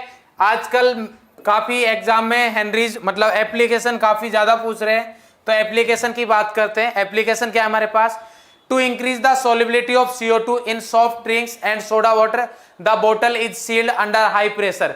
तो करते क्या है, जो भी आप कोल्ड ड्रिंक वगैरह पीते हो, जो कि कोका कोला, पेप्सी वगैरह, थम्स अप, ठीक है, डर के आगे जीत है, माउंटेन ड्यू, ठीक है, तो ये सारे जो भी आप पीते हो, तो इसमें क्या होता है, हम CO2 गैस को हाई प्रेशर पर क्या करते हैं बेटा, हाई मतलब प्रेशर हाई करके उसको बंद करते हैं। क्यों? क्योंकि उसकी वजह से CO2 ज्यादा डिजोल्व हो जाएगी। क्यों? क्योंकि जितना ज्यादा प्रेशर होगा उतना ज्यादा डिजोल्यूशन होगा। बात समझ में आ रही नहीं आ रही? तो इसलिए मतलब एक यूज है इसका सॉफ्ट ड्रिंक्स में CO2 वगैरह की सॉल्युबिलिटी इंक्रीज करने के लिए। पार्शियल वेपर प्रेशर क्या होता है वो अभी हम बताएंगे, अभी एक बार इधर ध्यान दो फिर बताता हूं अभी, ठीक है। दूसरा हमारे पास at high altitude the partial pressure of oxygen is less. High altitude पे क्या होगा हमारे पास, पार्शियल प्रेशर ऑफ ऑक्सीजन क्या हो जाएगा, लेस हो जाएगा। सभी को पता है जैसे जैसे एल्टीट्यूड पे मतलब हाइट पे जाते हैं हम तो प्रेशर कम होता जाता है। Is less than that at the ground level because atmospheric pressure is less, क्योंकि एटमॉस्फेयर का प्रेशर लेस हो जाएगा। Low blood oxygen cause anoxia, इसकी वजह से क्या होगा, अब देखो अगर मेरे पास प्रेशर कम है, ध्यान देना बेटा, प्रेशर क्या है मेरे पास कम हुआ, अगर प्रेशर कम हुआ तो जो हमारे पास ब्लड है जो कि कैसा है, लिक्विड है, उसमें O2 की सॉल्युबिलिटी कम हो जाएगी। क्या होगा बेटा, O2 की जो सॉल्युबिलिटी है, O2 की सॉल्युबिलिटी वो क्या हो जाएगी, डिक्रीज हो जाएगी। किसमें, ब्लड में, जिसको हम क्या बोलते हैं, एनोक्सिया बोलते हैं। क्या बोलते हैं बेटा, एनोक्सिया। तो बात समझ में आई नहीं आई? क्यों? क्योंकि हाई एल्टीट्यूड पे अगर जाओगे प्रेशर कम होगा। हेनरीज लॉ के अकॉर्डिंग, किसके अकॉर्डिंग, हेनरीज लॉ के अकॉर्डिंग, हेनरीज लॉ के अकॉर्डिंग अगर प्रेशर ज्यादा होगा तो गैस की सॉल्युबिलिटी लिक्विड में ज्यादा होती है, अगर प्रेशर कम होगा तो गैस की सॉल्युबिलिटी लिक्विड में कम होती है। तो हमारे पास जो ब्लड में है ऑक्सीजन की कमी आएगी, जितना हमें ऑक्सीजन मिलना चाहिए बॉडी को उतना नहीं मिल पाएगा, उसकी वजह से एनोक्सिया होगा, ठीक है। थर्ड पॉइंट है टू अवॉइड बेंड्स। कब है बेटा, ये जो स्क्यूबा ड्राइवर होते हैं हमारे पास, डाइवर्स होते हैं, वो क्या करते हैं जब नीचे रहते हैं हमारे पास लिक्विड में, मतलब जैसे हमारे पास मान लो ये समुद्र है, ध्यान देना बेटा, समुद्र बना रहा हूं मैं, डूबना नहीं है इसमें, ये हमारे पास क्या है, समुद्र है, ठीक है, ये समुद्र हो गया। तो एक ड्राइवर इधर है हमारे पास जो हैवी ड्राइवर है, ये भाई साहब इधर तैर रहे हैं, ठीक है। अब क्या हुआ, इधर तैर रहे हैं तो इधर क्या है, प्रेशर हाई है, प्रेशर क्या है, हाई प्रेशर है, तो हाई प्रेशर है तो O2 इजीली जा रहा है हमारे पास। अब क्या होगा, जब ये सरफेस पे ऊपर आएगा, जब ये भाई ऊपर तो आना पड़ेगा, अंदर तो रहेगा नहीं, जब ये सरफेस पे ऊपर आएगा तो प्रेशर क्या होगा, लो प्रेशर होगा। प्रेशर क्या होगा बेटा, लो प्रेशर होगा। तो अगर प्रेशर मेरे पास लो होगा तो उस वाले केस में क्या होगा कि O2 की सॉल्युबिलिटी फिर से क्या हो जाएगी, कम हो जाएगी। O2 की सॉल्युबिलिटी क्या हो जाएगी, कम हो जाएगी। तो इसके लिए ये क्या करते हैं, ऑक्सीजन गैस को डाइल्यूट कर देते हैं अदर गैस के साथ, जैसे हीलियम गैस वगैरह हो गई, जिससे कि उधर प्रेशर ज्यादा रहे। प्रेशर ज्यादा रहे तो हमारे पास सॉल्युबिलिटी क्या रहेगी, ज्यादा रहेगी। बात समझ में आ रही नहीं आ रही बेटा, ठीक है। तो ये इसके कुछ एप्लीकेशन है। कुछ बच्चे पूछ रहे हैं, कॉपी हो गए होंगे, कुछ बच्चे पूछ रहे हैं कि पार्शियल प्रेशर क्या होता है। पार्शियल प्रेशर ये होता है बेटा कि ये मान लो हमारे पास एक कंटेनर है, ठीक है, ध्यान से देखना, जल्दी से बता रहा हूं। ये हमारे पास एक कंटेनर है, इसमें हमारे पास मान लो गैस ए है और गैस बी है। गैस ए है और क्या है, गैस बी है। तो गैस ए और गैस बी जो हमारे पास है, ये गैस ही है ना, ये गैस ए हो गया, गैस बी भी बना देता हूं, गैस बी हमारे पास दूसरे कलर का हो गया, ये गैस बी है, ठीक है। तो अब क्या होगा, इसमें दोनों गैस की वजह से क्या होगा, प्रेशर होगा, ठीक है। तो जो गैस ए की वजह से जो प्रेशर लग रहा है, जो गैस ए की वजह से प्रेशर लगेगा उसको हम बोलेंगे partial pressure of A, partial pressure of A. और जो गैस बी की वजह से प्रेशर लगेगा उसको बोलेंगे पार्शियल प्रेशर ऑफ बी। जब गैस ए के लिए कैलकुलेट करेंगे तो हम टोटल वॉल्यूम ही कैलकुलेट करेंगे, मतलब अगर इसके मोल्स एन है तो n a R T upon V, और वी जो होगा ये पूरे वेसल का ही होगा। ऐसा नहीं है कि गैस बी ने भी कुछ कंज्यूम कर रखा है, मतलब जब ए का पार्शियल प्रेशर आप काउंट करोगे तो ये मान के चलिए कि उस कंटेनर में और कोई गैस अवेलेबल नहीं है, उस गैस में और कोई अवेलेबल नहीं है। बात समझ में आ रही नहीं आ रही, ठीक है।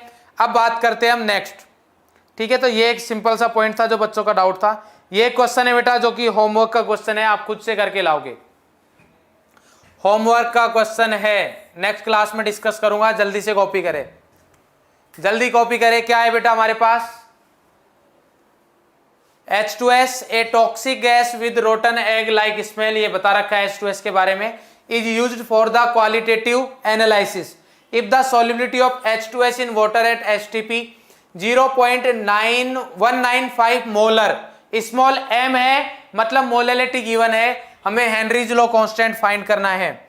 ध्यान देना, मैंने कल लास्ट क्लास में एक बात बताई थी कि मेरे पास अगर 1 मोलर 1 स्मॉल m है तो इसका क्या मीनिंग होता है, बहुत यूज में आएंगी ये चीजें, मैंने आपको पहले भी बताया था। 1 स्मॉल m का मतलब है कि 1 mole of solute, 1 mole of solute present, 1 mole of solute present in 1 kg of solvent, 1 kg of solvent. जो डेफिनेशन है वही रखिए मैंने इधर, बात समझ में नहीं आई तो इस टाइप से इसको सोच के चलना, सारा क्वेश्चन हो जाएगा, ठीक है भाई।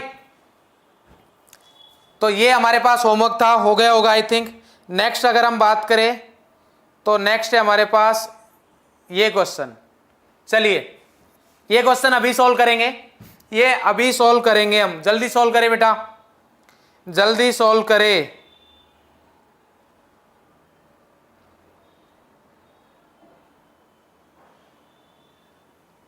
जल्दी सॉल्व करें,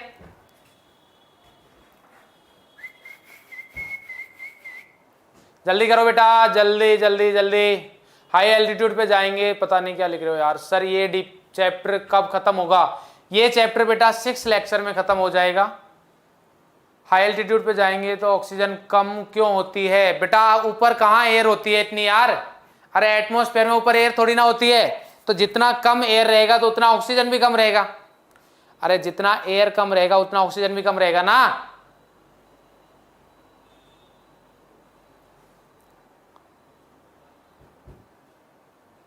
करो भाई जल्दी से,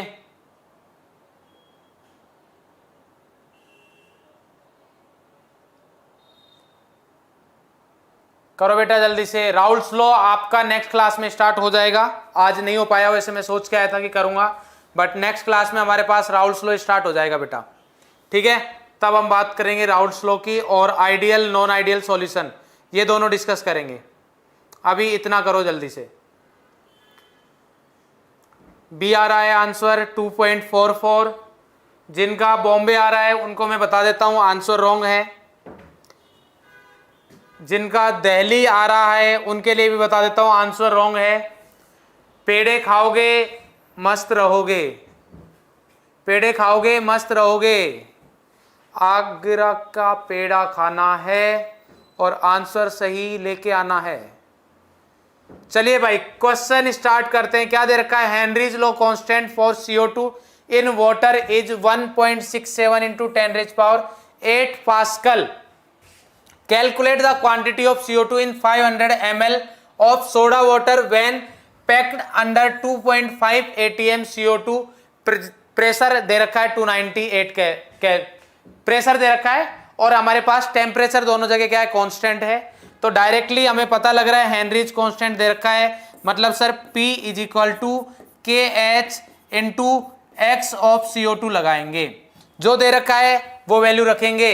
बट इंपॉर्टेंट ये है, यूनिट का ध्यान रखेंगे बेटा। इधर यूनिट हमारे पास ATM में है और उधर पास्कल में है। तो अगर मैं इधर से XCO2 फाइंड करूंगा तो XCO2 कितना आएगा हमारे पास, P अपॉन KHX। P कितना दे रखा है हमारे पास 2.5, ATM दे रखा है, इसको मैं पास्कल में चेंज करूंगा 1.01325 इंटू 10 की पावर 5। 1 ATM इतने पास्कल के इक्वल होता है। बात समझ में नहीं आई? अपॉन कितना आएगा मेरे पास 1.67 इंटू 10 की पावर 8। ये मेरे पास क्या आ गया, XCO2 आ गया। क्या आ गया बेटा, XCO2 आ गया है। बट मेरे से तो XCO2 पूछा ही नहीं है, मेरे से XCO2 नहीं पूछा है, उसने तो वेट दे रखा है ना CO2 का। ये क्या दे रखा है बेटा, वेट दे रखा है। तो वेट में फाइंड करना है। तो क्या ये उसी टाइप का क्वेश्चन है जैसे हमने N2 के लिए किया था? तो ये क्या उसी टाइप का क्वेश्चन है जैसे हमने N2 के लिए किया था? देवांश बिल्कुल सही आंसर है बेटा आपका, देवेश सही है बेटा, मनोज बिल्कुल सही, मोनू बिल्कुल सही बेटा। हाँ भाई, उसी टाइप का क्वेश्चन है। तो इसके लिए क्या करेंगे, XCO2 दे रखा है हमारे पास, तो XCO2 is equal to NCO2 upon NCO2 plus NH2O। अब क्या आप NH2O फाइंड कर सकते हो? बिल्कुल कर सकते हैं सर। NH2 हमारे पास डेंसिटी नहीं दे रखी है, तो डेंसिटी H2O की कितनी लेते हैं, 1 ग्राम पर ml। तो अगर डेंसिटी 1 ग्राम पर ml लोगे तो NH2O अगर आप कैलकुलेट करते हो तो क्या हम बोल सकते हैं 500 अपॉन 18 आएगा। बोलो भाई, 500 अपॉन 18 आएगा, क्या हम बोल सकते हैं? बिल्कुल बोल सकते हैं। तो इधर से XCO2 की वैल्यू ये रखेंगे, XCO2 की वैल्यू ये रखेंगे। मैं देखता हूं कि हमने XCO2 की वैल्यू आएगी हमारे पास 1.5168। फास्ट कैलकुलेशन करूंगा जो आपसे नहीं होगी, 1.5168 इंटू 10⁻⁻3। ये फास्ट कैलकुलेशन है, ये आपसे नहीं होगी। तो ये वैल्यू इधर रख रहा हूं 1.5168 into 10⁻⁻3 is equal to NCO2 find करना है। तो NCO2 रख दिया डिवाइडेड बाई NCO2 प्लस क्या आएगा बेटा, NH2 आएगा। NH2 कितना है 500 अपॉन 18। फिर से इस नंबर को नेग्लेक्ट कर सकते हो क्योंकि इधर फिर से देख रहे हो आप, ठीक है। अच्छा, अभी नेग्लेक्ट मत करना, करना चाहो तो कर भी सकते हो क्योंकि काफी कम आएगा, इसके मोल्स काफी ज्यादा है ना। मोल फ्रैक्शन हमारे पास इतना है, इसका मतलब NCO2 बहुत कम है। अरे क्या बोल रहा हूं मैं कि इधर मेरे पास मोल फ्रैक्शन 10⁻³ में आ रखा है, इसका मतलब CO2 के मोल्स कम ही होंगे। तो इधर से अगर हम CO2 के मोल्स कैलकुलेट करेंगे तो हमारे पास कितना आएगा बेटा, जितना भी आएगा NCO2 मान लो मेरे पास आया, इधर ध्यान देना, NCO2 मान लेता हूं मैं, ये आया मेरे पास y ग्राम। ध्यान देना बेटा, कैलकुलेट करने के बाद NCO2 मान लो मेरे पास कितना आया, y ग्राम आया। अब क्या करोगे, मेरे को क्या चाहिए, हमें तो चाहिए क्या, हमें चाहिए मास। हमें क्या चाहिए, मास। हमारे पास क्या है अभी, मोल्स। क्या है बेटा, मोल्स। तो मोल्स के लिए क्या करेंगे हम, W अपॉन MW, क्या molecular weight, W upon MW N होता है, बिल्कुल होता है, इजिकल टू y ग्राम। तो सॉरी y ग्राम नहीं है, y मोल है। बात समझ में आई? तो ये क्या आ गया हमारे पास, y मोल है। तो इधर से करेंगे तो अब W इजिकल टू आ जाएगा y इंटू CO2 का मोलिकुलर वेट कितना होता है 44 ग्राम, जिसको आप सोल्व करोगे तो फास्ट कैलकुलेशन के साथ 1.84 ग्राम आएगा। 1.84 ग्राम आएगा। सभी का आंसर आ रखा है A. Aditya please teach topic more in detail. बेटा पूरी डिटेल में है, आप क्वेश्चंस तो करिए किसी भी एग्जाम के, मैं देखता हूं होते हैं नहीं होते। तो ये हमारे पास इसका आंसर क्या हो जाएगा, A for Agra, A for Agra. Clear है भाई? तो ये जिसका नहीं हुआ वो कॉपी करे जल्दी से, जिसका नहीं हुआ वो कॉपी करे जल्दी से।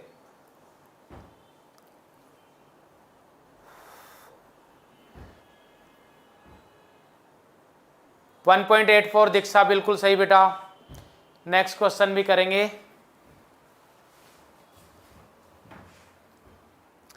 इतना हो गया। अब आगे चलते हम वेपर प्रेशर। अच्छा ये भी कॉपी कर लो जिसका आगे बचा हुआ है, जल्दी से करो बेटा ये कॉपी,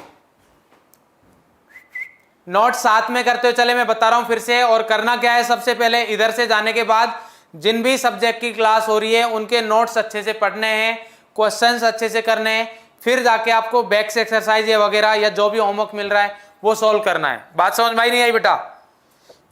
ये हो गया। इसके बाद नेक्स्ट है हमारे पास वेपर प्रेशर। अब आता है वेपर प्रेशर, जो कि काफी लोग पूछ रहे थे कि सर वेपर प्रेशर क्या होता है। तो अब ध्यान देना वेपर प्रेशर क्या होता है बेटा, बहुत ज्यादा इंपॉर्टेंट है। एट इक्विलिब्रियम, एट इक्विलिब्रियम, ध्यान देना वेपर प्रेशर हमारे पास इक्विलिब्रियम में ही होगा। Rate of evaporation is equal to the rate of condensation at constant temperature exerted by vapour on its liquid surface at equilibrium is called vapour pressure. ठीक है sir, कुछ भी समझ नहीं आया जो भी आपने बोला, मेरे को भी नहीं आया, तो दोनों समझते हैं, आप लोग भी समझोगे और मैं भी समझूंगा। क्या बोल रहा है बेटा वो बोल रहा है कि हमारे पास मान लो एक लिक्विड है, क्या है बेटा, ये हमारे पास एक लिक्विड है। ध्यान देना बेटा, ध्यान देना, लास्ट टाइम चल रहा है, अगर इसमें किसी ने मिस कर दिया तो खत्म हो जाएगा वो। वेपर प्रेशर सबसे ज्यादा यूज आने वाला है आगे, तो इसमें हमारे पास ये क्लोज कर देता हूं इसको, ठीक है, ये मैंने क्लोज कर दिया। क्या होगा, मेरे पास इधर एक लिक्विड भरा हुआ है, इसमें लिक्विड भी अच्छा भर देते हैं हम, ठीक है, ये मेरे पास एक लिक्विड है, ठीक है। अब होगा क्या, जब ये लिक्विड है तो अगर टेम्परेचर मेरे पास, मैं टेम्परेचर किसकी बात कर रहा हूं, बॉइलिंग पॉइंट से कम टेम्परेचर की बात कर रहा हूं, तो होगा क्या, इसमें इवेपोरेशन भी होगा। क्या होगा बेटा, इवेपोरेशन, ठीक है। मतलब लिक्विड से क्या बनेगी बेटा, गैस बनेगी, लिक्विड से गैस बनेगी, या बोल सकता हूं वेपर बनेगी। क्या बनेगी, वेपर। ध्यान से सुनना, ध्यान देना बेटा, ठीक है। अब क्या हुआ, लिक्विड से वेपर बनी, साथ ही साथ गैस से लिक्विड भी बनता है। जैसे हमारे पास जब सॉल्युबिलिटी पढ़ाई थी तो डिसोल्यूशन और क्रिस्टलाइजेशन हो रहा था, वैसे ही सेम इधर वेपोराइजेशन और कंडेंसेशन दोनों प्रोसेस साथ में होंगे। वेपोराइजेशन और कंडेंसेशन दोनों प्रोसेस साथ में होंगे। बात समझ में आई, ये ज्यादा होगा, ये कम होगा स्टार्टिंग में, उसके बाद एक टाइम बाद क्या होगा हमारे पास कि जितना कंडेंसेशन होगा, मतलब जितनी वेपर लिक्विड में कन्वर्ट हो रही है उतनी ही लिक्विड वेपर में कन्वर्ट होना स्टार्ट हो जाएगा। क्या बोल रहा हूं, एक पर्टिकुलर टाइम के बाद कंडेंसेशन बेटा वेपर से लिक्विड में जो कन्वर्ट हो रहा है उस प्रोसेस को मैं कंडेंसेशन बोल रहा हूं, और लिक्विड से गैस में कन्वर्ट हो रहा है उसको मैं क्या बोल रहा हूं बेटा, इवेपोरेशन या वेपोराइजेशन बोल रहा हूं, ठीक है। तो अब होगा क्या, ये इधर क्लोज है, अगर क्लोज नहीं होता वेसल तो मेरे पास जो भी वेपर है वो बाहर चली जाती, जो भी वेपर है वो बाहर चली जाती, बट मैंने क्या कर रखा है, इसको क्लोज कर रखा है। तो इधर जो वेपर बन रही है, इधर जो वेपर बन रही है वो क्या हो रहा है, लिक्विड से वेपर भी बन रहा है, वेपर से लिक्विड भी बन रहा है, मतलब इवेपोरेशन भी हो रहा है, कंडेंसेशन भी हो रहा है। तो अगर इवेपोरेशन और कंडेंसेशन होगा तो एक पॉइंट ऐसा आएगा जब क्या होगा, इवेपोरेशन मतलब वेपोराइजेशन इक्वल टू क्या होगा बेटा, कंडेंसेशन। इस पॉइंट को हम बोलेंगे इक्विलिब्रियम। क्या बोलेंगे बेटा, इक्विलिब्रियम। और इस पॉइंट पर हमारे पास कुछ ना कुछ वेपर होगी, हमारे पास इधर क्या होगी, कुछ ना कुछ वेपर होगी। अगर वेपर है तो इसका मतलब इस पे कुछ प्रेशर भी लगेगा, इस लिक्विड सरफेस पर क्या लगेगा, कुछ प्रेशर भी लगेगा, और ये जो प्रेशर लगेगा इसी को हम क्या बोलते हैं बेटा, वेपर प्रेशर बोलते हैं। क्या बोलते हैं बेटा, वेपर प्रेशर बोलते हैं। बोलो ये बात समझ में आई या नहीं आई, वेपर प्रेशर समझ में आया या नहीं आया। इधर जो इक्विलिब्रियम स्टेब्लिश हो रहा है वो किस किस के बीच में हो रहा है, गैस में और उसके लिक्विड में, गैस में और लिक्विड में। मतलब जिस लिक्विड के वेपर प्रेशर की बात कर रहा हूं उसी लिक्विड के, उसी कंपोनेंट के लिक्विड फेज और उसके वेपर फेज में इक्विलिब्रियम स्टेब्लिश होगा, और जिस पॉइंट पर इक्विलिब्रियम स्टेब्लिश हो जाएगा उस पॉइंट पर क्या होगा, हमारे पास वेपोराइजेशन और कंडेंसेशन सेम होगा, मतलब सेम रेट से होगा। जितना वेपोराइजेशन होगा उतना ही कंडेंसेशन होगा। और इस पॉइंट को ही हम क्या बोलते हैं, इस पॉइंट पर जो वेपर है वो इस लिक्विड सरफेस पर प्रेशर लगाएगी, उसको हम वेपर प्रेशर बोलेंगे। अब बात करते हैं डेफिनेशन की। At equilibrium rate of vaporation is equal to rate of condensation. बात समझ में आ रही नहीं आ रही? तो at constant temperature pressure exerted by vapour on its liquid surface, उस लिक्विड सरफेस पर, इस लिक्विड सरफेस पर जो ये वेपर है वो जितना प्रेशर लगा रही है, वो जितना प्रेशर लगा रही है, जितना प्रेशर एग्जर्ट कर रही है, उसी को हम क्या बोलते हैं बेटा? वेपर प्रेशर बोलते हैं। उसको क्या बोलते हैं? वेपर प्रेशर बोलते हैं। बात समझ में आ रही है नहीं आ रही? ध्यान से देखो, बस 2 मिनट लगेंगे बेटा। ये बात हो गई हमारे पास वेपर प्रेशर की, ठीक है। इसके बाद आता है vapour pressure is an equilibrium constant. हमें पता है कि वेपर प्रेशर की हम बात कर रहे हैं तो किस पे बात कर रहे हैं? इक्विलिब्रियम पर बात कर रहे हैं। तो ये जो वेपर प्रेशर है वो किस किस पे डिपेंड करेगा? ये हमारे पास डिपेंड करेगा बेटा टेम्परेचर पर। किस पे डिपेंड करेगा? टेम्परेचर पर, क्योंकि जितने भी इक्विलिब्रियम कांस्टेंट होते हैं सब टेम्परेचर पर डिपेंड करते हैं। साथ ही साथ नेचर ऑफ लिक्विड पे डिपेंड करेगा वेपर प्रेशर। क्या बोल रहा हूं? वेपर प्रेशर किस पे डिपेंड करेगा बेटा? नेचर ऑफ लिक्विड पर। सर कैसे करेगा? ये आप नेक्स्ट क्लास में सोच के आओगे, मैं बताऊंगा आपको, ठीक है। तो ये वाली स्लाइड हम बाद में फिर से पढ़ लेंगे नेक्स्ट क्लास में। अभी आपका क्लास का टाइम हो गया है तो मैं एक्स्ट्रा टाइम नहीं लूंगा। तो आज के लिए इतना ही है। हाँ, ये कॉपी जरूर कर लेना बेटा, ये कॉपी जरूर कर लेना। अब बात आती है होमवर्क के क्वेश्चंस की, तो मैं होमवर्क बता देता हूं आपको। होमवर्क के क्वेश्चन ये है कि जो बैक एक्सरसाइज है 2.1 से लेके 2.13 तक करने हैं। 2.1 से लेके 2.13 तक करना है आपको, ठीक है।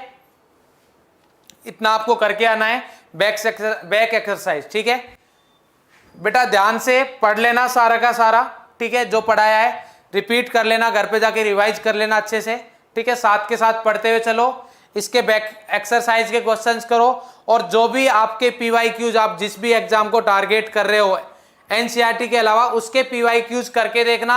इन टॉपिक्स के मैं गारंटी देता हूं आपके मैक्सिमम बन जाएंगे अगर आप कंसेप्ट सही लगाओगे तो, ठीक है। तो आज के लिए बस बेटा इतना ही है। Okay, tata, bye bye, thank you.